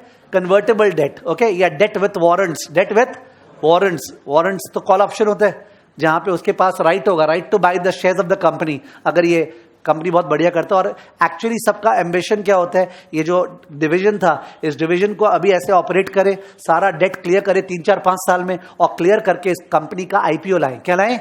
आईपीओ। और आईपीओ में बहुत अच्छे दाम पे आएगा, तो मैनेजमेंट भी अपना स्टेक थोड़ा बेच पाएगा, और वो जो प्राइवेट इक्विटी फंड था उसको तो हमेशा ही एग्जिट चाहिए। क्या चाहिए? एग्जिट। वो बेच के निकल पाएगा। That's what happens in private equity fund. ठीक है, तो प्राइवेट इक्विटी फंड को अपने अप्रोच किए। और अब टेबल देखिए अपने, लुक एट द टेबल जो दिया हुआ है पेज 148 में। टेबल कौन कौन कितना पैसा ला रहा है दिख गया। मैनेजमेंट केवल 60 crore in the form of equity, 60/10, 6 crore shares. और वेनकैप जो है ना, Vencap is the name of the private equity fund. अपने बुक में लिखा हुआ है एसएफएम के न्यू सर्विस में कि जो प्राइवेट इक्विटी फंड है वो 4 तरह का होता है। प्राइवेट इक्विटी फंड 4 तरह का होता है। क्लास में कराया हुआ भी है। जो नवंबर 18 का बैच किए थे उन लोग को अपने प्री प्रिंटेड नोट्स में था, और जो मई 18 का बैच किए थे उनको मैंने डिक्टेट किया था। तो इन दैट केस में कराया हुआ है क्या कि जो प्राइवेट इक्विटी फंड है उसमें 4 तरह का होता है। एक होता है वेंचर कैपिटल फंड, एक होता है बाई आउट फंड, एक होता है डिस्ट्रेस। कौन सा? डिस्ट्रेस। और एक होता है मेज़नाइन फाइनेंस। 4 तरह का प्राइवेट इक्विटी फंड है। ठीक है, तो ये लोग बोल रहे हैं कि वो वेनकैप फंड नाम है उसका। तो वेनकैप फंड 22.5 करोड़ तो दिया इक्विटी के फॉर्म में, उसके अलावा 22.5 crore debentures with warrant. Debentures with warrant माने call option. There is no reason in the exam कहीं पे भी वारंट वगैरह आ गया तो जरा सा भी डिफिडेंस फील करने का है ही नहीं, it's a call option, right to buy. ठीक है, और उसके अलावा लोन 160 करोड़ का। ठीक है, तो 265 करोड़ रुपया आया। तो ये डेटा अपने लिए रेलेवेंट है। अब सुनना, जब अपने माने management head private equity fund से पैसा मांग रहा था ना, और जब स्टेक का निगोशिएशन चल रहा था कि वो जो दे रहा है पैसा उसके बदले कितना स्टेक मिलेगा, तो उस केस में हमने उसको बोला कि भाई देख, कंपनी तो लिस्टेड है नहीं, ये तो डिवीजन है, ये डिवीजन लिस्टेड थोड़ी है। जो लिस्टेड होता है उसका औकात शेयर मार्केट में क्या है सबको दिख जाता है, पर जो अनलिस्टेड है उसका औकात तो एक बार बैलेंस शीट से दिखता है। तो अपने दिखाए कि हम लोग का जो बैलेंस शीट में नेटवर्थ है, क्या है? Net worth, share capital plus reserves, देखिए वो इतना है, देखिए वो इतना है। और हम लोग जो अर्न करने वाले हैं हर साल, आने वाला प्रोजेक्शन जो है उसके हिसाब से ये नेटवर्थ 20% CAGR से बढ़ेगा। कौन से CAGR से? 20 CAGR से बढ़ेगा। CAGR is okay with you? Compounded average growth rate, 20% से बुक वैल्यू बढ़ेगा, बुक वैल्यू।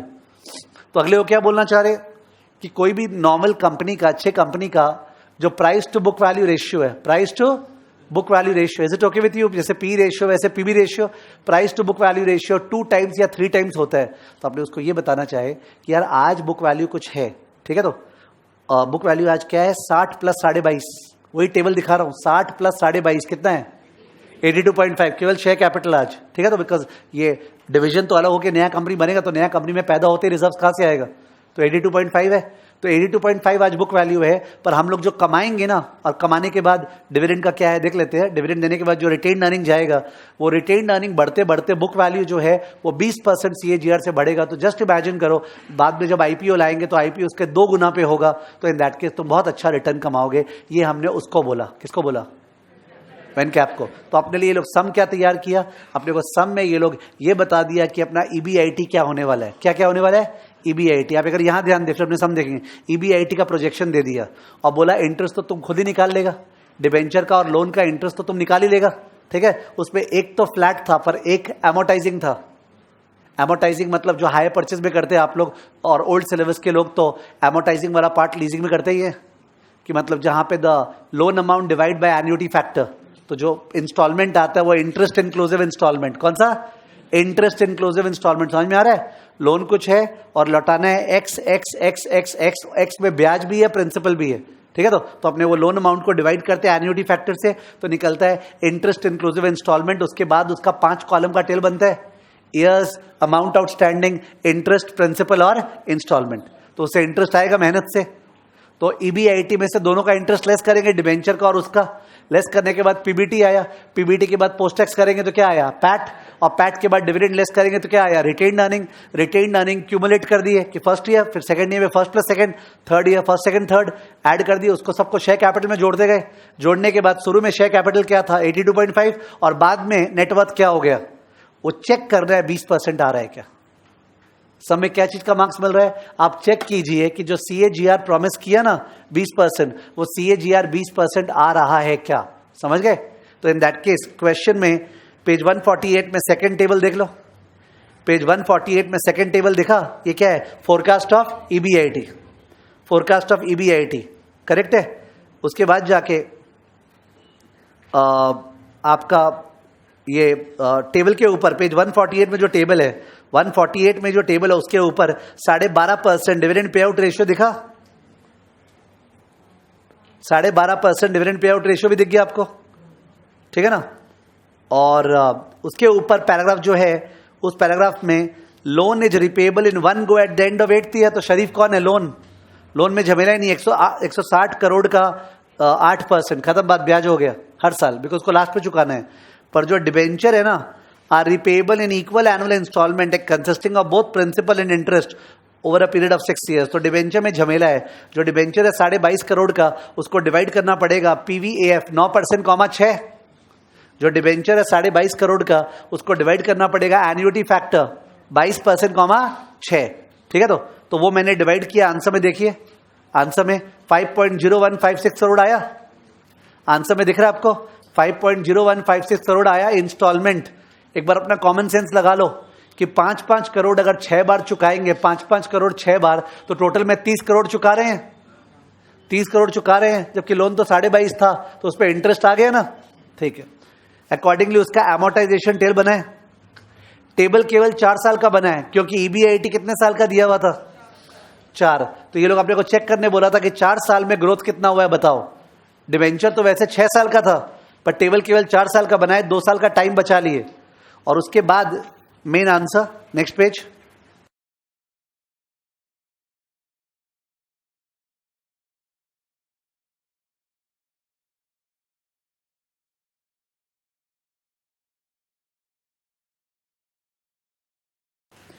पेज 150 में कोई भी फाइनल स्टूडेंट के लिए EBIT से रिटेन्ड अर्निंग पे पहुंचना is not a thing at all. EBIT में इंटरेस्ट लेस किया है, PBT आया, पोस्ट टैक्स किया, पैट आया, डिविडेंड लेस किया, रिटेन्ड अर्निंग आया, क्यूमुलेट करके शेयर कैपिटल जोड़ के पता चला कि सर लास्ट में ये पहुंच गया है 194.7795। Can you see that? 4th year के एंड में नेटवर्थ 194.7795, ओके। जबकि 0th ईयर में ये जो कॉलम है ना 2013-14, ये 0th ईयर नहीं, ये 1 है। क्या है ये 1 है। आपने जो जीरो में खड़े थे, जीरो में वहां था 82.5। तो अगर 82.5 बन गया 194, 82.5 बन गया 194, तो उसका आपने CAGR निकाल सकते हैं ना कंपाउंड इंटरेस्ट के फॉर्मूला से कि भाई 82.5 into 1 plus G⁴ is equal to 194.7795। तो G निकल जाएगा। ये लोग का G क्या निकला है? 23.96। क्या निकला है? 23.96 दिख रहा होगा। और क्लेम क्या था? 20। क्लेम क्या था? 20। इसका मतलब यस सर, क्लेम करेक्ट था। सबसे मेन मार्क्स इस सम में इसी का है, यानी कि याददाश्त वाइज अगर तुम इस सम को नहीं भी देखे बाद में, आपको EBIT से रिटेन्ड अर्निंग निकालना है और कुछ नहीं है। एक मात्र एफर्ट है डिबेंचर का एमोर्टाइजेशन, डिबेंचर का amortisation, that's the only effort. Correct है।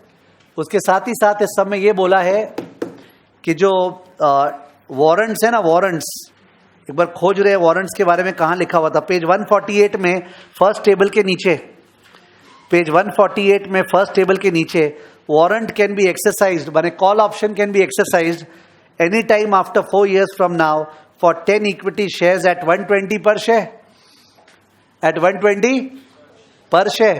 ठीक है, तो एक बार डाइवर्ट कर रहा हूं, अगर एग्जाम में वारंट वैल्यूएशन का सम आ गया इसी का, find out the value of the warrant, first time आ गया सीए फाइनल में, find out the value of the warrant.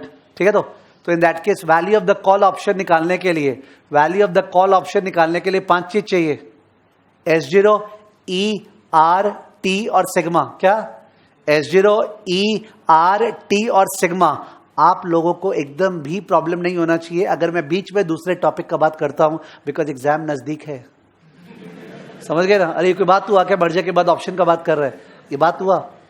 वहां भी तो बात है, एक सम के बाद दूसरा सम है ना। हाँ, तो in that case S0, E, R, T, sigma. तो उस केस में अपने T कितना लेते? 4, T4 लेते हैं ना, लिखने का जरूरत नहीं है, प्लीज डिस्कस हो रहा है। T4 लेते हैं ब्लैक शोल्स मॉडल में, सपोज T4 लेते हैं। E क्या लेते हैं? 120, एक्सरसाइज प्राइस 120 है, दिखा। R वो RF बताता, R वो RF बताता, शेयर का दाम अभी क्या चल रहा है वो बताता। इस सब में फिट नहीं हो रहा है बिकॉज ये कंपनी तो लिस्टेड ही नहीं है। मैं तो बता रहा हूं कि कंपनी जो लिस्टेड है और जो वारंट इशू किया, वारंट का वैल्यूएशन तो वही है जो कॉल ऑप्शन का वैल्यूएशन है। आपको नॉर्मल ब्लैक शोल्स या बाइनॉमियल मॉडल से कॉल ऑप्शन का वैल्यू निकालना है। और सिंस एक वारंट में कितना शेयर मिल रहा है? 10, तो आंसर होगा value of the warrant equal to 10 into C0। क्या होगा? 10 into C0। Sorry for the diversion, because कुछ भी माइंड में आता रहता है। क्यों माइंड में आता है तो बता रहा हूं। ओवर द ईयर्स, इतने साल तक हमने देखा है ना क्या क्या एग्जाम में आया है। अभी SFM का इजी एपिसोड चल रहा है, ओके हल्का एपिसोड चल रहा है, थोड़ा थोड़ा वैसे ट्विस्ट करना चालू कर दिया है। तो कहीं पे भी जब एपिसोड चेंज करेगा, ठीक है, तो अगर थोड़ा बोला हुआ है राइट लेफ्ट वगैरह, तो it's always safer at least for people who listen very carefully, so that they are not totally taken aback कि यार ये क्या चालू कर दिया। ठीक है, तो कभी नेचुरली डाइवर्जन हो जाता है टॉपिक को देख के कि यार ये बता दूं, वारंट माने कॉल ऑप्शन, तो वारंट का वैल्यूएशन का सम ब्लैक शोल्स मॉडल में आ सकता है। You should welcome the same, because Black Scholes model कोई भी सीए फाइनल का सीरियस स्टूडेंट हेट नहीं करता है। करना क्या, वहां जाके फॉर्मूला छापना है, तो नथिंग देयर ना। ब्लैक शोल्स मॉडल सबसे गिफ्टेड चीज है एग्जाम में आ जाए तो। If somebody is complaining Black Scholes model नहीं आना चाहिए भाई, तो क्या आना चाहिए थे बता दे। ठीक है, तो एक नॉर्मल फॉर्मूला है, पुट करना है। It is one of the most welcomed sum in the exam. In fact मेरे रिवीजन क्लास में जो 12 सेशन थे उसमें मैंने बाइनॉमियल चेप के कराया, बाइनॉमियल अच्छे से। ब्लैक शोल्स मैंने कराया नहीं उसमें, बिकॉज ब्लैक शोल्स में क्या कराना है, उसमें फॉर्मूला है, पुट करना है, there is no need to waste time. ठीक है, तो सारा फोन नंबर वाला टेक्निक वगैरह इजी करने का सारा बताया हुआ है आप लोग को, करेक्ट है।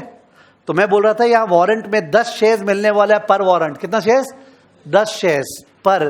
नेक्स्ट पेज में देखें, next page first para last statement, page 149 first para last statement. Further, Vencap also demanded that warrant should be converted into 18 shares instead of 10।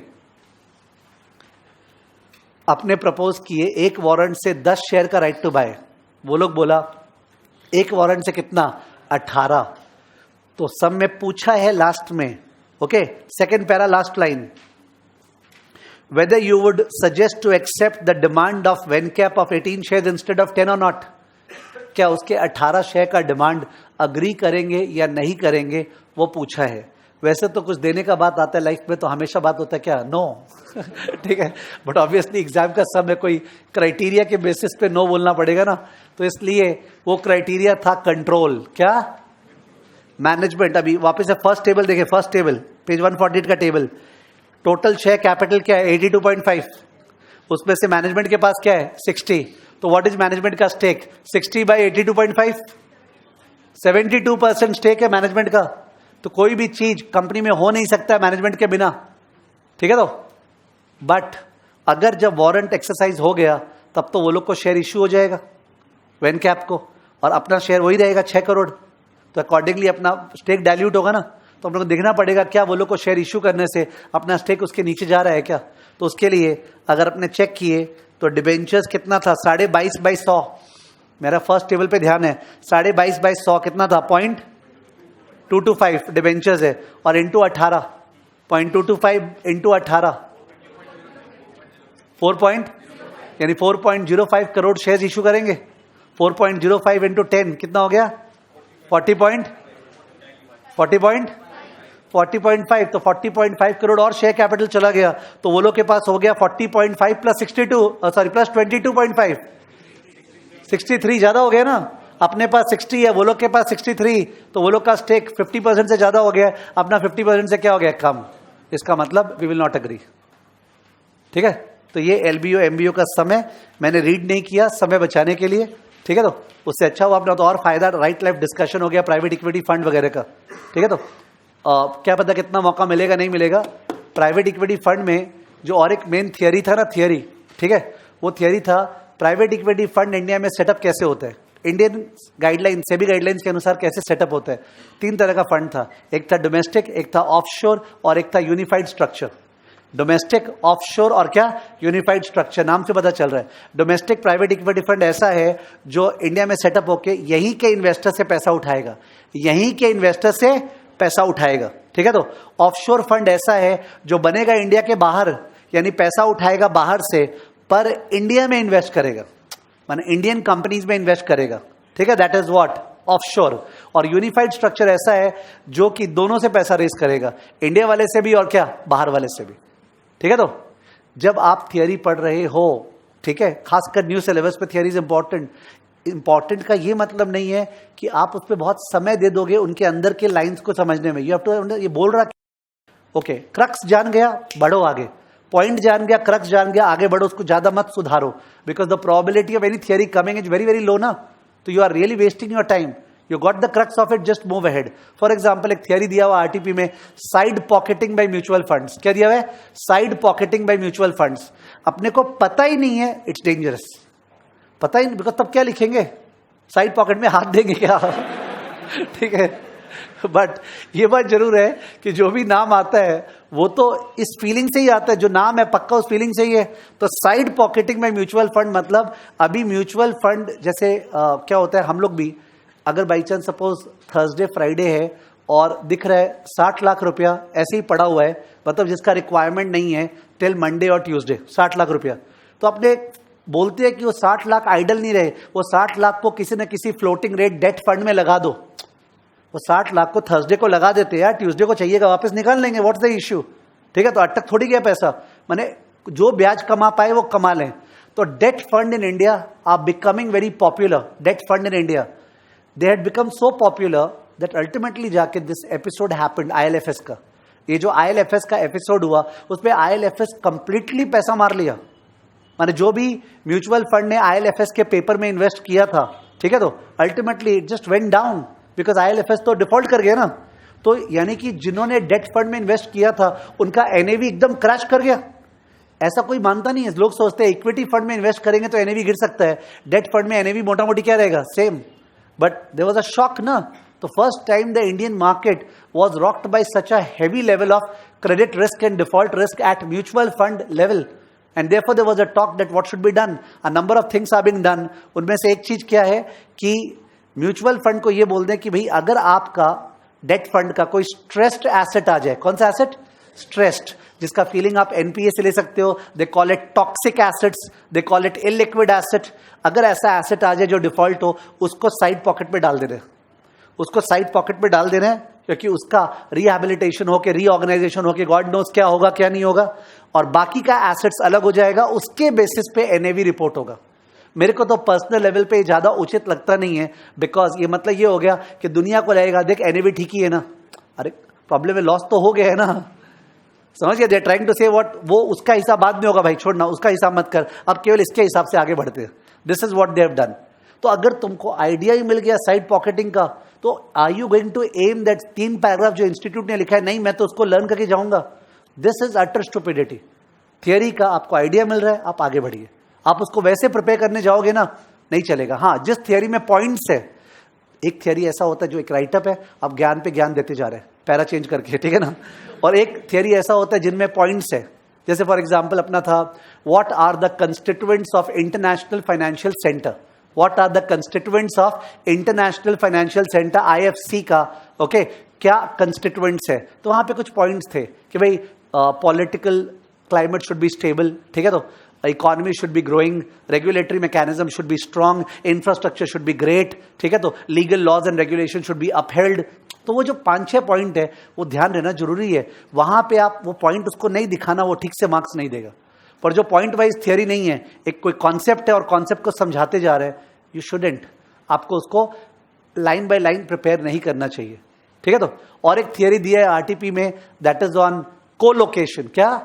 Colocation. These are difficult theory, because अगर idea नहीं तो लिखेंगे कैसे ना। Collocation arbitrage से connected है, arbitrage से। S plus F minus, नाम तो सुना होगा। S plus F minus is cash and carry arbitrage. अगर फ्यूचर्स ओवर प्राइस्ड है तो फ्यूचर्स क्या करते हैं? सेल, और स्टॉक क्या करते हैं? बाय। पर ये आर्बिट्राज एकदम प्लेन वनीला है, जो सब जन समझते हैं। पहले जोड़ी बैठता था, ठीक है, राम श्याम।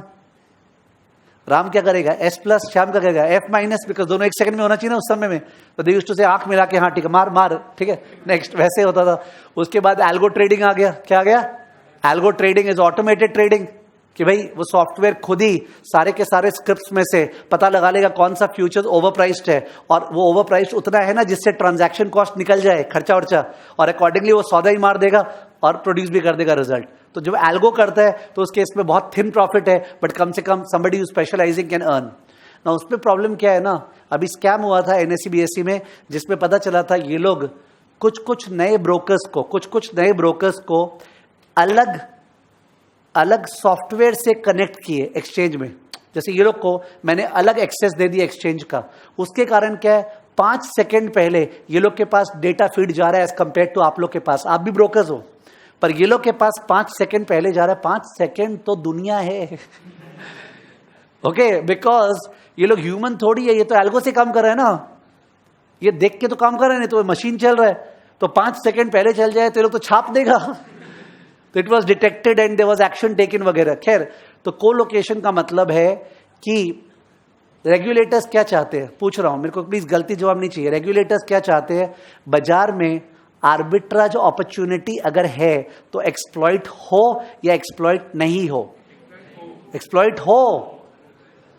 रेगुलेटर्स चाहते हैं अगर आर्बिट्राज अपॉर्चुनिटी है तो एक्सप्लॉइट हो, बिकॉज अगर एक्सप्लॉइट होगा तभी तो वो हटेगा। अगर एक्सप्लॉइट होगा तभी तो वो हटेगा। We always say that what prevents arbitrage? Does the government of India और मोदी और Mamata? No, arbitrage is prevented by arbitrage. Arbitrage से ही तो आर्बिट्राज हटता है, लोग छोड़ते नहीं है उसको, एक्सप्लॉइट करना चालू कर देते हैं। तो रेगुलेटर्स तो चाहता है और आर्बिट्राजेस आए, क्या हर्ज है यार? ब्रेन है तुम्हारे में, तुम इंफ्रास्ट्रक्चर लेके आ रहे हो और कमाने की कोशिश कर रहे हो, एल्गो तो क्या खराब बात है इसमें?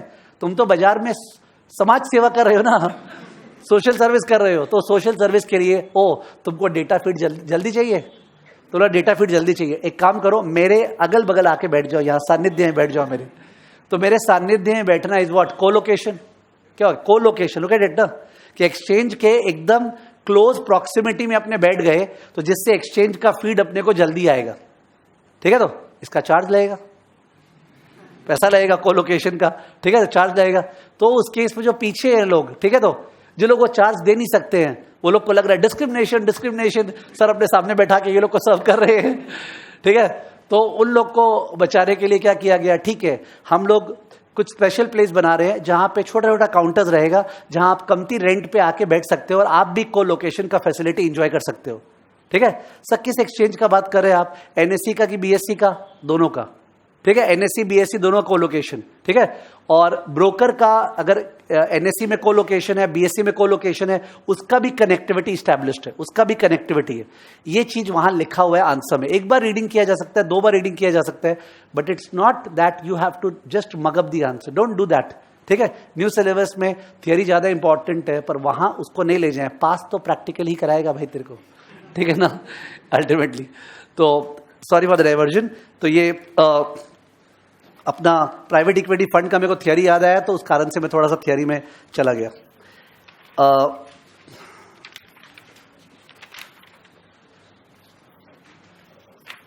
ये वो सम था जो मैंने मेंशन किया पेज 156 का, कोटक बैंक और ING व्यासा।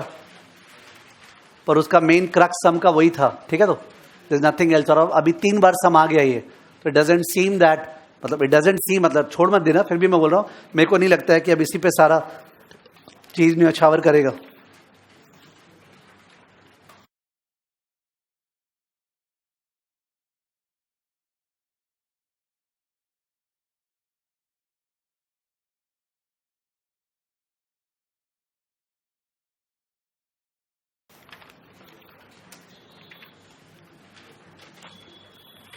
अभी नया सम डिफिकल्ट ये वाला दिया था ये लोग, let's see page number 170 question number 124,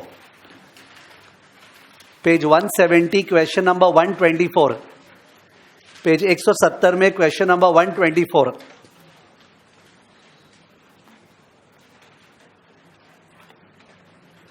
TK Limited and SK Limited are both in the same industry. इससे और एक थियरी याद आ गया, टाइप्स ऑफ मर्जर। क्या types of merger? Horizontal, vertical, conglomerate.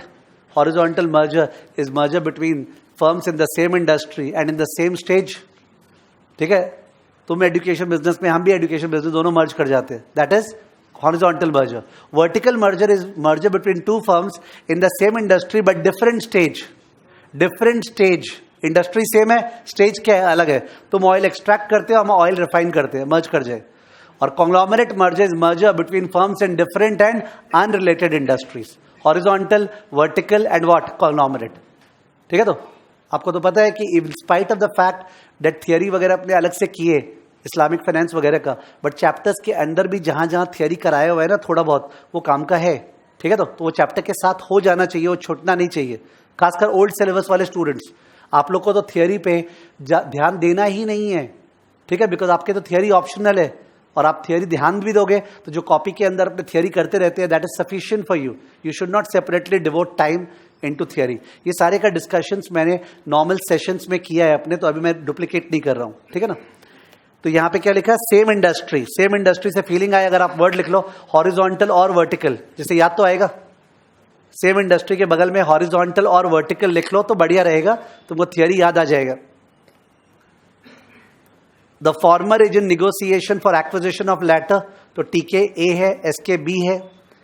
Information is given below. 10 lakh shares outstanding, ये क्या है? और ₹10 equity shares outstanding, 24 lakh shares, 12 lakh shares. Next, debt 10% debenture है, 12.5% लोन है, अलग अलग है। EBIDAT, ओके, तो EBDIT है बेसिकली, तो EBDIT है दोनों का, और मार्केट प्राइस है। इस सब में एक बार पहले आया हुआ है, ये सब बहुत पहले आया था, तो इस बार सरप्राइजिंग लगा था। इस सब में एक तो EBDIT से अगर पैट निकालना चाहेंगे तो डेप्रिसिएशन का इंफॉर्मेशन चाहिए ना, पर सब में दिया नहीं है, तो भूलना पड़ता उसको। That's one catch in the sum. तो EBDIT को मन में EBIT मानो, EBIT में से इंटरेस्ट क्या होगा? लेस, तो क्या आएगा? PBT का पोस्ट टैक्स करेंगे पैट, ठीक है, बिकॉज पैट के बिना सम होगा नहीं। आगे, T Limited plans to offer a price for SK Limited business as a whole, which will be 7 times EBITDA as reduced by outstanding debt and to be discharged by its own shares at market price. ठीक है, ये जो language दिया, इससे 2 minute divert कर रहा हूं into equity valuation chapter. कौन सा? इक्विटी वैल्यूएशन चैप्टर में 2 तरह का वैल्यूएशन है मेनली। एक है टान के, डिस्काउंट करके, और एक है कंपेरेटिव, दूसरे के बेसिस पे। टानने वाले में DDM है, फ्री कैश फ्लो है, ठीक है, even economic value added model भी टानने वाले में फॉल करता है। और इसमें कौन सा है? पी रेशियो, फिर क्या? PS रेशियो, PB रेशियो, तो उस पर और एक रेशियो होता है EV टू एबिडा रेशियो। कौन सा? EV माने enterprise value to EBITDA, enterprise value to EBITDA. यहां पे वही तो दिया है, बोला SK लिमिटेड का वैल्यू एज अ होल क्या होगा? 7 times EBITDA, 7 times EBITDA as reduced by outlet. तो हम लोग उसको कितना देंगे? उसको देंगे 7 इंटू 230, देखा आपको? 7 इंटू 230 जो आया -480, 7 इंटू 230 -480 दिख गया सबको? कितना आया? 1130 lakhs purchase consideration. I hope you're okay. 7 times EBIDAT, ठीक है, तो 7 इंटू 230 और माइनस 480, 1130 लाख परचेस कंसिडरेशन। वहीं पे बगल में लिख रहे तो बेटर रहेगा, ठीक है। 7 इंटू 230 माइनस 480, तो 1130 lakh purchase consideration. SK Limited is planning to seek 1 share in TK for every 2 shares in SK. 1 share in TK for every 2 shares in SK. ये तो हो गया 0.5, अपने स्टाइल में 0.5 ना, 2 शेयर के बदले वहां का 1 शेयर चाहिए, 0.5। ये SK 4 है, firm B, based on market price. हाँ, 110 बाई 220 दिखा, बोला based on market price 110 by 220, 0.5 ही तो आ रहा है, दिख गया होगा आप लोग को। Tax rate for the company में be assume to be what, 30%। Calculate and show the following under both alternatives, TK Limited's offer और SK Limited's offer। यानी ये 1 2 3 4 5 क्वेश्चन को कितने बार आंसर करना है? 2 बार। एक बार पहला वाला पार्ट कि TK SK को देगा 1130 लाख, और एक बार दूसरा वाला पार्ट SK TK से लेगा 0.5 शेयर। समझ गए? 2 बार ये पांचों पार्ट सॉल्व करना है। कैलकुलेशन में भी rounded off to 2 decimal points, ठीक है। देखिए पहला वाला, 1 मिनट, ये डेसिमल पॉइंट्स है, ठीक है। मैंने डेसिमल पॉइंट्स के बारे में उसमें बोल दिया, बहुत हर जगह जहां जाते हैं ना आजकल ट्रैवल करते हैं, वही से कितना डेसिमल में लेना है, तो मैंने वो मेन क्लास में जो रिवीजन लेक्चर है बताया है कि आपको कितना डेसिमल कहाँ कहाँ लेना चाहिए, उसका बोला है। तो I will not waste your time that way. पहला वाला नेट कंसिडरेशन पेएबल, तो नेट कंसिडरेशन पेएबल पहले वाले आंसर में तो आ ही गया, कितना, 1130। दूसरे वाले आंसर में डिस्कस करें बी लिमिटेड का, SK लिमिटेड का कितना शेयर्स है? 12 लाख। कितना शेयर्स है? 12 लाख। सबको दिख रहा है तो भाई, तो 12 के बदले वहां का कितना शेयर मिलेगा? 6 लाख। और उसका शेयर का दाम क्या है? 220। कितना है? 220। तो 6 इंटू 220, 6 इंटू 220 क्या? 1320। तो फर्स्ट का आंसर हो गया अपना दोनों तरह से। नेट कंसिडरेशन पेबल का answer 1130 and 1320 lakhs. Are you okay with it? ठीक है। एक चीज ध्यान आ रहा है, called true versus apparent cost of acquisition. क्या बोला? True versus apparent. मेरे को प्लीज ये सम खत्म होने के बाद एक बार याद दिला देना कि सर आपको कुछ ध्यान आ रहा था, आप बोलने वाले थे, ठीक है। तो बिकॉज जहां जहां बुक्स में, बुक्स इंस्टीट्यूट में नहीं, बुक्स में ट्रू कॉस्ट ऑफ एक्विजिशन है ना, वहां वहां और एक वर्ड लिखा हुआ है एपरेंट कॉस्ट ऑफ एक्विजिशन। पर एपरेंट ICI ने कभी सेट नहीं किया है, बट ICI ने तो ट्रू भी जब सेट किया उसके पहले सेट नहीं किया था, ठीक है। तो इसलिए इतना ज्यादा पीछे देखना इज नॉट उचित, ठीक है। तो मेरे को याद दिला दीजिएगा, मैं उससे बोलूंगा, अभी बीच में बोलने से पूरा रिदम ब्रेक हो जाएगा। तो you are okay with it right now कि 1130 लाख और 12 और क्या था, 1320 लाख, दोनों आंसर आ गया। अब number of shares to be issued by TK, तो जो सेकेंड वाला था ना उसका तो आंसर था 6 लाख, याद है आप लोग को? 12 लाख के बदले 6 लाख। और जो फर्स्ट वाला है, तो मेरे को तुमको 1130 लाख देना है। आई वांट टू पे you 1130 in the form of shares. तो 1130 बाय 220, 1130 बाय 220 क्या बोलिए? 5.136 लाख शेयर्स। दोनों आंसर आ गया। 5.136 lakh shares comma 6 lakh shares. Okay, 5.136 lakh shares comma 6 lakh shares. EPS of TK after acquisition, EPS निकालने के लिए दोनों के प्रॉफिट को ऐड करते हैं और divide by number of shares करते हैं ना, तो दोनों का जो प्रॉफिट है, प्रॉफिट तो निकालना पड़ेगा, ठीक है। निकाले प्लीज अपने। इसका TK का 1160 का 10%, 116 इंटरेस्ट हुआ। 800 माइनस 116, जो लोग करना चाहे तो प्लीज करें। 800 माइनस 116, 684 का पोस्ट टैक्स रेट पता है क्या? हाँ, तो 684 इंटू 0.7 कितना? 478। कहीं कहीं TK कॉलम के ऊपर या नीचे लिख लीजिए ना, 478 TK कॉलम के ऊपर या नीचे जो टेबल था, 478 उसका पैट है। इसका निकालें, इसका 12.5% ऑफ 480 कितना? इसका 12.5% ऑफ 480 कितना? 60। तो 230 minus 60, 230 minus 60, 170 the whole into 0.7, 119, 119, दोनों का पैट आ गया, दोनों का पैट आ गया। तो दोनों का पैट को ऐड किए, दोनों का पैट को ऐड किए, कितना ऐड कर कितना आ रहा है? 597.8। तो I am telling you one thing, classes इस तरह से ही कंडक्ट हुई है। ऑफ कोर्स वहां बोर्ड पे भी यूज किया है मैंने, यहाँ बोर्ड ही नहीं यूज कर रहा हूं, दैट्स द ओनली डिफरेंस। ठीक है, बट क्लास इस तरह से कंडक्ट हुई है। ठीक है, we have done it like dictation board में नहीं की है, तो आपको थोड़ा सा वैसे रहना पड़ेगा। ठीक है, 5 कितना 597.8 कंबाइंड प्रॉफिट। अब कंबाइंड प्रॉफिट को आप तो समझ में आ गया सर, टोटल शेयर से डिवाइड करना है। अपना शेयर तो क्या था 24, और उसको जो शेयर इश्यू किए वो 2 बार निकाले थे ना, याद है? 2 बार उसको शेयर की इश्यू किया निकाले, एक बार 5 पॉइंट कुछ और एक बार क्या 6, दोनों से डिवाइड कर दो, ईपीएस आ जाएगा। समझ में आ रहा होगा? I think we can move ahead. ठीक है, तो next expected price of TK after acquisition. यहां आ गया बूटस्ट्रैप, बिकॉज अगर ईपीएस आ गया तो मैं प्राइस कैसे निकालूं? ईपीएस आने के बाद तो प्राइस निकालने का तरीका ही नहीं है, केवल एक ही तरीका है, क्या चाहिए? पी रेशियो, और पी रेशियो कुछ बोला नहीं है तो क्या? बूटस्ट्रैप। तो इसका जो टीके लिमिटेड का तुम लोग ने अभी पैट निकाला था ना, टीके लिमिटेड का तुम लोग ने पैट निकाला था कितना? 478.8 डिवाइड बाई 24, उसका ईपीएस कितना है? 478.8 डिवाइड बाई 24 कितना? 19.95 ईपीएस है टीके का। तो पी रेशियो है 220 बाई 19.95, पी रेशियो है 220 बाई 19.95, क्या 11 पॉइंट, जो ही बोला 0 to 7, वही पी रेशियो इंटू ईपीएस करना है। सही है? इसी से याद दिला दें, आप लोगों को सबको याद होगा कि जो भी अपने प्राइस या ईपीएस निकालते हैं आफ्टर मर्जर, प्राइस या ईपीएस आफ्टर मर्जर जो भी निकाल लिए, वो सब वैसे तो निकलता है ए का। किसका? ए का, बिकॉज बी को पूरा शेयर मिलता है कि पार्शियल। समझे आप? यानी बी को जो है वो अपने हमेशा करते थे आर इंटू, याद है, ईपीएस आफ्टर मर्जर। ए का निकाले तो ईपीएस ए बी का निकाले तो R into EPS A B. Price after merger निकाल लिए ए का, पर बी के लिए जब निकाले तो R into P A B. It always use to be equivalent, because आपको तो आधा ही शेयर मिला। तो अगर आपको आधा शेयर मिला तो जो पूरे का आधा ही तो आपका हिस्सा है। सबको ध्यान आ रहा होगा ये चीज, बी का जो निकालते थे पोस्ट मर्जर इक्विवेलेंट। ठीक है, तो प्राइस आ गया।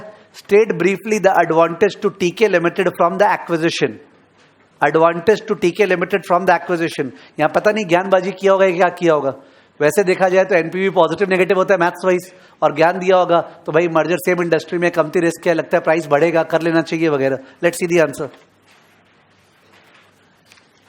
Since the two companies are in the same industry, the following advantage could occur. तो ये जो एडवांटेज है ना, ये अदर थियरी क्वेश्चन है, आप कॉपी चेक करोगे मेरा। बेनिफिट्स ऑफ मर्जर या सोर्सेज ऑफ सिनर्जी लिखाया हुआ है 6-7 पॉइंट्स। ठीक है, जैसे मर्जर करने से क्या बेनिफिट होता है? सेम इंडस्ट्री में कॉस्ट कम लगता है। क्या लगता है? कॉस्ट कम, बिकॉज 2 ऑफिस के बदले 1 ऑफिस ऑपरेट कर लेंगे, उससे काम चल जाएगा। 2 मार्केटिंग टीम के बजाय 1 मार्केटिंग टीम, उसको मैंने क्लास पे लिखाया था इकोनॉमीज ऑफ स्केल। क्या? When you operate on a large scale average cost comes down. ठीक है, उसके अलावा ग्रेटर प्राइसिंग पावर। क्या? Greater pricing power. अगर 2 फर्म्स जो कंपीट कर रहे थे अगर मर्ज कर जाएं, they can charge the customers higher price ना, और तभी तो गवर्नमेंट अपोज करता है। Government does not allow the merger of suppose for example Jio and Airtel, थोड़ी पॉसिबल है, वो तो खा जाएगा ना कंज्यूमर को, जो रेट्स हो जाएगा। तो इसलिए तो greater pricing power, assuming that government वगैरह नहीं अपोज करेगा तो ग्रेटर प्राइसिंग पावर। फिर उसके बाद जाके तुम्हारा मैं लिखाता था वहां पे कॉम्प्लीमेंट्री रिसोर्सेस, कि मेरे पास ब्रांड है, तुम्हारे पास इनोवेटिव प्रोडक्ट है पर तुम्हारे पास ब्रांड नहीं है। अगर अपने दोनों मर्ज कर जाएं तो तुम्हारा जो इनोवेटिव प्रोडक्ट है वो मेरे ब्रांड के अंदर बिक जाएगा। तो कॉम्प्लीमेंट्री रिसोर्सेज हो गया। ठीक है, तो यूटिलाइजेशन ऑफ सरप्लस फंड, ऐसे अगर कॉपी में चेक करना पॉइंट्स लिखाया हुआ, पर पॉइंट्स के सामने इलैबोरेट नहीं किया था। ठीक है, तो यहां ये लोग क्या लिखा है? Synergy, cost reduction, operating efficiency, better market share, avoidance of competition. ठीक है, तो so that is the case of this acquisition. तो ये सम अभी आया था एग्जाम में, थोड़ा सा डिफिकल्ट माना गया था बिकॉज काफी सारा चीज था ना, 7 टाइम्स एबिडा, तो नॉर्मली पकड़ नहीं पाते हैं।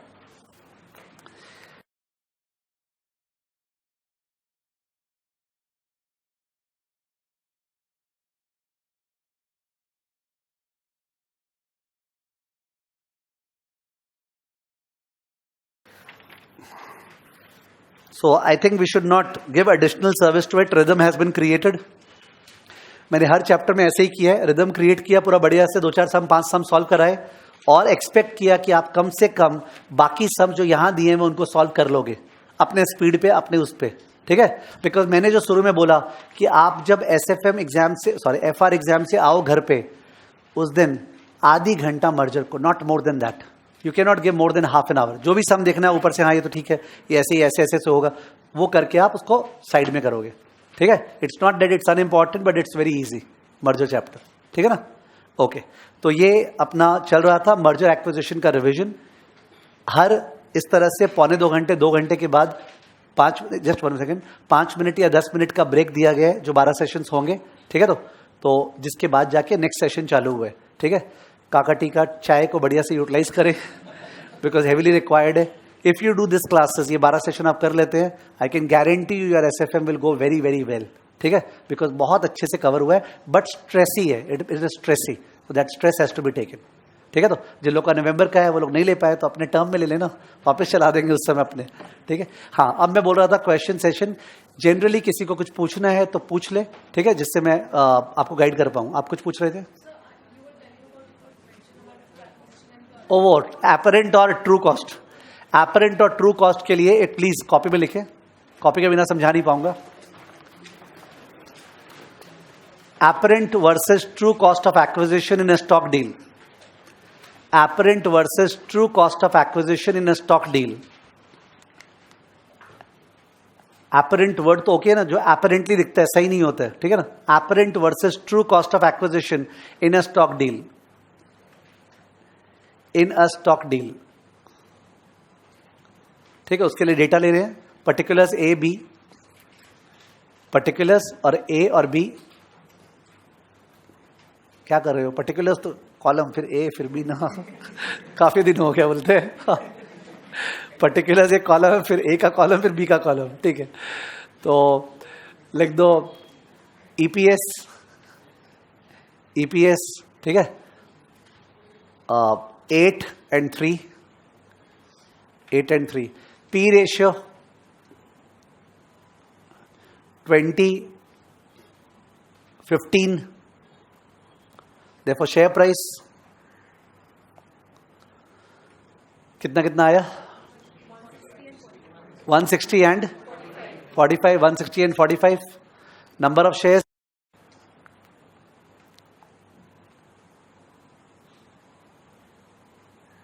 10 lakh, 6 lakh. Therefore market cap कितना 1600 lakhs and 270 lakhs. पैट बता दो कितना, बिकॉज नंबर ऑफ शेयर्स और ईपीएस दोनों ही आपके पास है. पैट बता दो कितना 80 and 18. 80 लाख, 18 लाख. ठीक है? तो आई थिंक ये रॉ मटेरियल से आगे हो जाएगा. लिखे पैरा चेंज, सॉरी टेबल खत्म. टेबल के बाद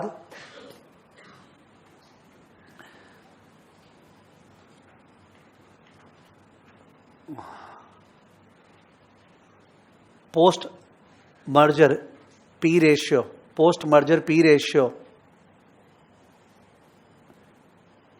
विल बी कितना था पी रेशियो? ए का 20 था क्या, और उसका 15. लिख दो will be 19 times. Next line, synergy in earnings.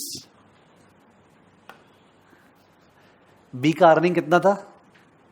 PAT B का पैट क्या था? 18. तो synergy in earnings 5 lakh.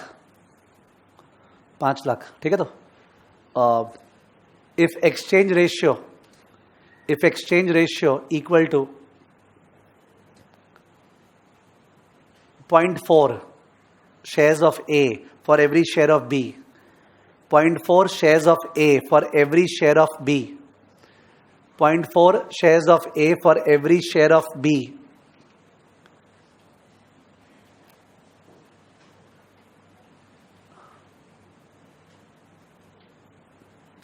Calculate the true cost and apparent cost of acquisition.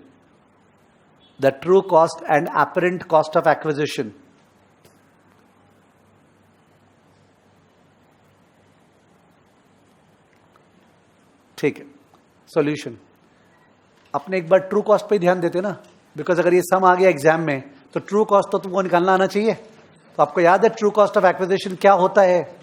NPV to B. क्या होता है? NPV to B. तो एनपीवी टू बी निकालने के लिए फॉर्मूला ये लगा सकते हैं कि बी के लिए पोस्ट मर्जर इक्विवेलेंट प्राइस, क्या बोला मैंने? बी के लिए post merger equivalent price minus pre merger price the whole into number of shares. Because टोन क्या होता है? Pre minus post into number of shares. Pre merger price minus post merger price the whole multiplied by number of shares. पर B का निकालना है ना, तो बी के लिए पोस्ट मर्जर इक्विवेलेंट प्राइस यानी इन शॉर्ट अपने को पीएबी निकालना है। क्या निकालना है? पीएबी। और पी रेशियो दिया हुआ यानी ईपीएस निकालना है। क्या निकालना है? ईपीएस। Let's start. चलो, combined earnings solution. Combined earnings बोल दो प्लीज ऐड करते हुए। कंबाइंड अर्निंग्स बताइए। सिनर्जी वाला ऐड करके बताया ना? हाँ, कितना बोले? 103, 103 lakhs कंबाइंड अर्निंग्स। उसके बाद combined number of shares. Combined number of shares बताइए। ए का शेयर्स क्या था? 10 था क्या? तो 10 प्लस क्या? 6 इंटू 0.4। 10 लाख शेयर अपना, उसको 0.4 करके दे रहे हैं। तो 10 प्लस 6 इंटू 0.4 कितना? 12.4 lakh shares. 12.4 lakh shares. Therefore, EPS कर दो डिवाइड। EPS आ गया, क्या बोले? 8.31। ठीक है, EPS। P ratio 19। P ratio 19। Therefore, price आ गया 157.82। 157.82। Next line, post merger equivalent price for B. Post merger equivalent price for B, because B को तो पूरा मिला नहीं। Post merger equivalent price for B equal to 0.4 into जो तुमने निकाला, इक्वल टू 0.4 इंटू क्या था? 157.82। 0.4 इंटू 157.82 क्या? 63.13। 63.13। और बी का शेयर का दाम क्या था? बी का शेयर का दाम 45 ना, निकल गया NPV. So true cost of acquisition to A लिखो। True cost of acquisition to A, true cost of acquisition to A equal to NPV to B. True cost of acquisition to A equal to NPV to B. True cost of acquisition to A equal to NPV to B equal to 63 point क्या था? 13 minus क्या? 45 the whole multiplied by 63.13 minus 45 the whole multiplied by कितना shares B का? B का कितना shares था? 6। चलो, इससे वो सभी प्रैक्टिस हो रहा है कि एनपीवी कैसे निकालते थे। तो post merger minus pre merger into B का शेयर्स, जो दिए वो नहीं, जो शेयर्स था, बिकॉज वो प्रोपोर्शनल इफेक्ट तो इक्विवेलेंट में हो गया है। क्या आया आंसर? 108.77 lakhs। तो ये तो ट्रू कॉस्ट ऑफ एक्विजिशन है, जो कि बढ़िया सम में मैंने दे दिया। एपरेंट कॉस्ट क्या होता है सुनना। बी को आधा 0.4 शेयर मिला ना, बी को 0.4 शेयर मिला, ठीक है? किसका? ए का। ए का शेयर का दाम क्या है? 160। तो 160 पे ध्यान दें तो लगेगा सर बी को 160 का 0.4 शेयर मिला। 0.4 इंटू 160 कितना? 64। जबकि तुम लोग का आया था 63 पॉइंट कुछ, अलग आया ना दोनों। तो ऊपर से देखने से क्या लगेगा? तुमको मेरा शेयर मिला, मेरे शेयर का दाम 160। पर देखा जाए तो तुमको मेरा शेयर कौन सा मिला? मर्जर के पहले वाला कि मर्जर के बाद वाला? बाद वाला ना। तो ये तो गलत है करना कि 0.4 इंटू 160, बिकॉज शेयर जब मर्जर हो जाएगा तो मेरा 160 थोड़ी बचेगा, वो जो दाम बचेगा उसका 0.4 करना चाहिए। तो इसको बोलते हैं ट्रू। और अगर आपने अभी का दाम के हिसाब से निकाल दो उसको क्या बोलते हैं? एपरेंट। समझ गए? ओके, लिखना second part. apparently, comma, B received be received 0.4 into PA, मैं ऐसे लिखा रहा हूं 0.4 into PA, that is 0.4 into 160. 0.4 into 160 कितना? 64 पर शेयर. अगर पीछे जाना, मैंने जहां पे लास्ट वाला सॉल्यूशन किए थे अभी, उस पे तुमने किया था 0.4 इंटू क्या किया था? अरे 0.4 इंटू क्या किया था वहां पे? 157 जो था ना, वो 157 को सर्कल करके वो था PAB. वो जो 157 था वो PAB था. यानी कि लर्न करने वाइज क्या तरीका, ओ ट्रू कॉस्ट अगर है तो उस पर PAB यूज करते हैं और एपरेंट कॉस्ट पे क्या यूज करते हैं? PA. लर्न करने वाइज बोले तो. ठीक है, 64 आ गया. Therefore true cost, sorry, apparent cost of acquisition. Therefore apparent cost of acquisition, apparent cost of acquisition, apparent cost of acquisition equal to क्या था? 64 माइनस उसका जो दाम था 45. 64 माइनस 45 द होल मल्टीप्लाइड बाय उसका जो शेयर था 6. 64 माइनस 45 द होल इंटू 6 क्या? 114 लैक्स. 114 लैक्स. ठीक है, ओके. ये एपरेंट कॉस्ट को ध्यान आ गया तो याद करेगा. PAB यूज करेंगे तो ट्रू कॉस्ट और PA यूज करेंगे तो क्या? Apparent cost. It's not a very Strachey thing. या आई वाज सेइंग जनरली कुछ भी पूछना है, वैसे क्लासेस के अंदर ही मैंने सारा गाइडेंस दे दिया कैसे पढ़ना है, वो 2 दिन के बीच में क्या करना है, ओल्ड सिलेबस पे क्या करना है, न्यू सिलेबस पे क्या करना है, एवरीथिंग आई हैव मेंशन्ड. ठीक है, तो बट फिर भी आपको कुछ लग रहा है इम्प्रॉम्प्टू कुछ पूछने का तो ठीक है. ओल्ड सिलेबस वालों के लिए अलग से 2 या 3 सेशन और होगा, कैपिटल बजटिंग, लीजिंग और डिविडेंड पॉलिसी का. समझ गए? न्यू सिलेबस वाले के लिए खत्म हो जाएगा, वो लोग के लिए थोड़ा सा और परेशानी है. ठीक है, और थियरी वाला पार्ट थोड़ा मैं यूट्यूब पे डालने वाला हूँ, बिकॉज अभी अपने कर नहीं सकते, बिकॉज वो लोग फिर बीच में क्या करेंगे. Is it okay?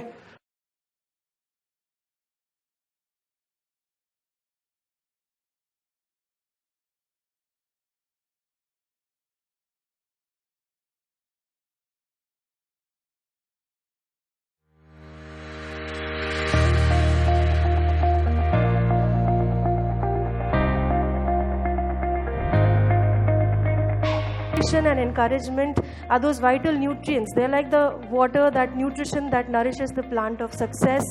सही जगह पे हो, सही कंट्री में, आपने सही प्रोफेशन चुना है. Be phases in your life when you will feel low, but then never give up and stay strong.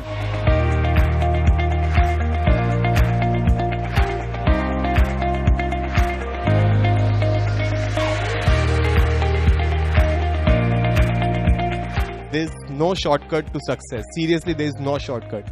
एकदम चिल मार के पढ़ो, normal. Seriously.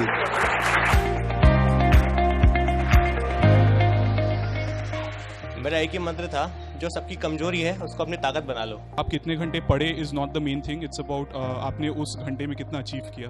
Any decision that you make in your life, trust yourself that yes, you have evaluated all your pros and cons. You have made a choice based on the best you think of it. Just trust yourself that yes, if you have chosen it, stay true to it, give all of yourself to it, and that's how you can succeed in anything you want. Not just CA, but that's how you should live your life. मैं मेरे गांव से पहला हूं जिसने CA में enter किया और CA कंप्लीट भी किया. CA is not easy than 10th or 12th class.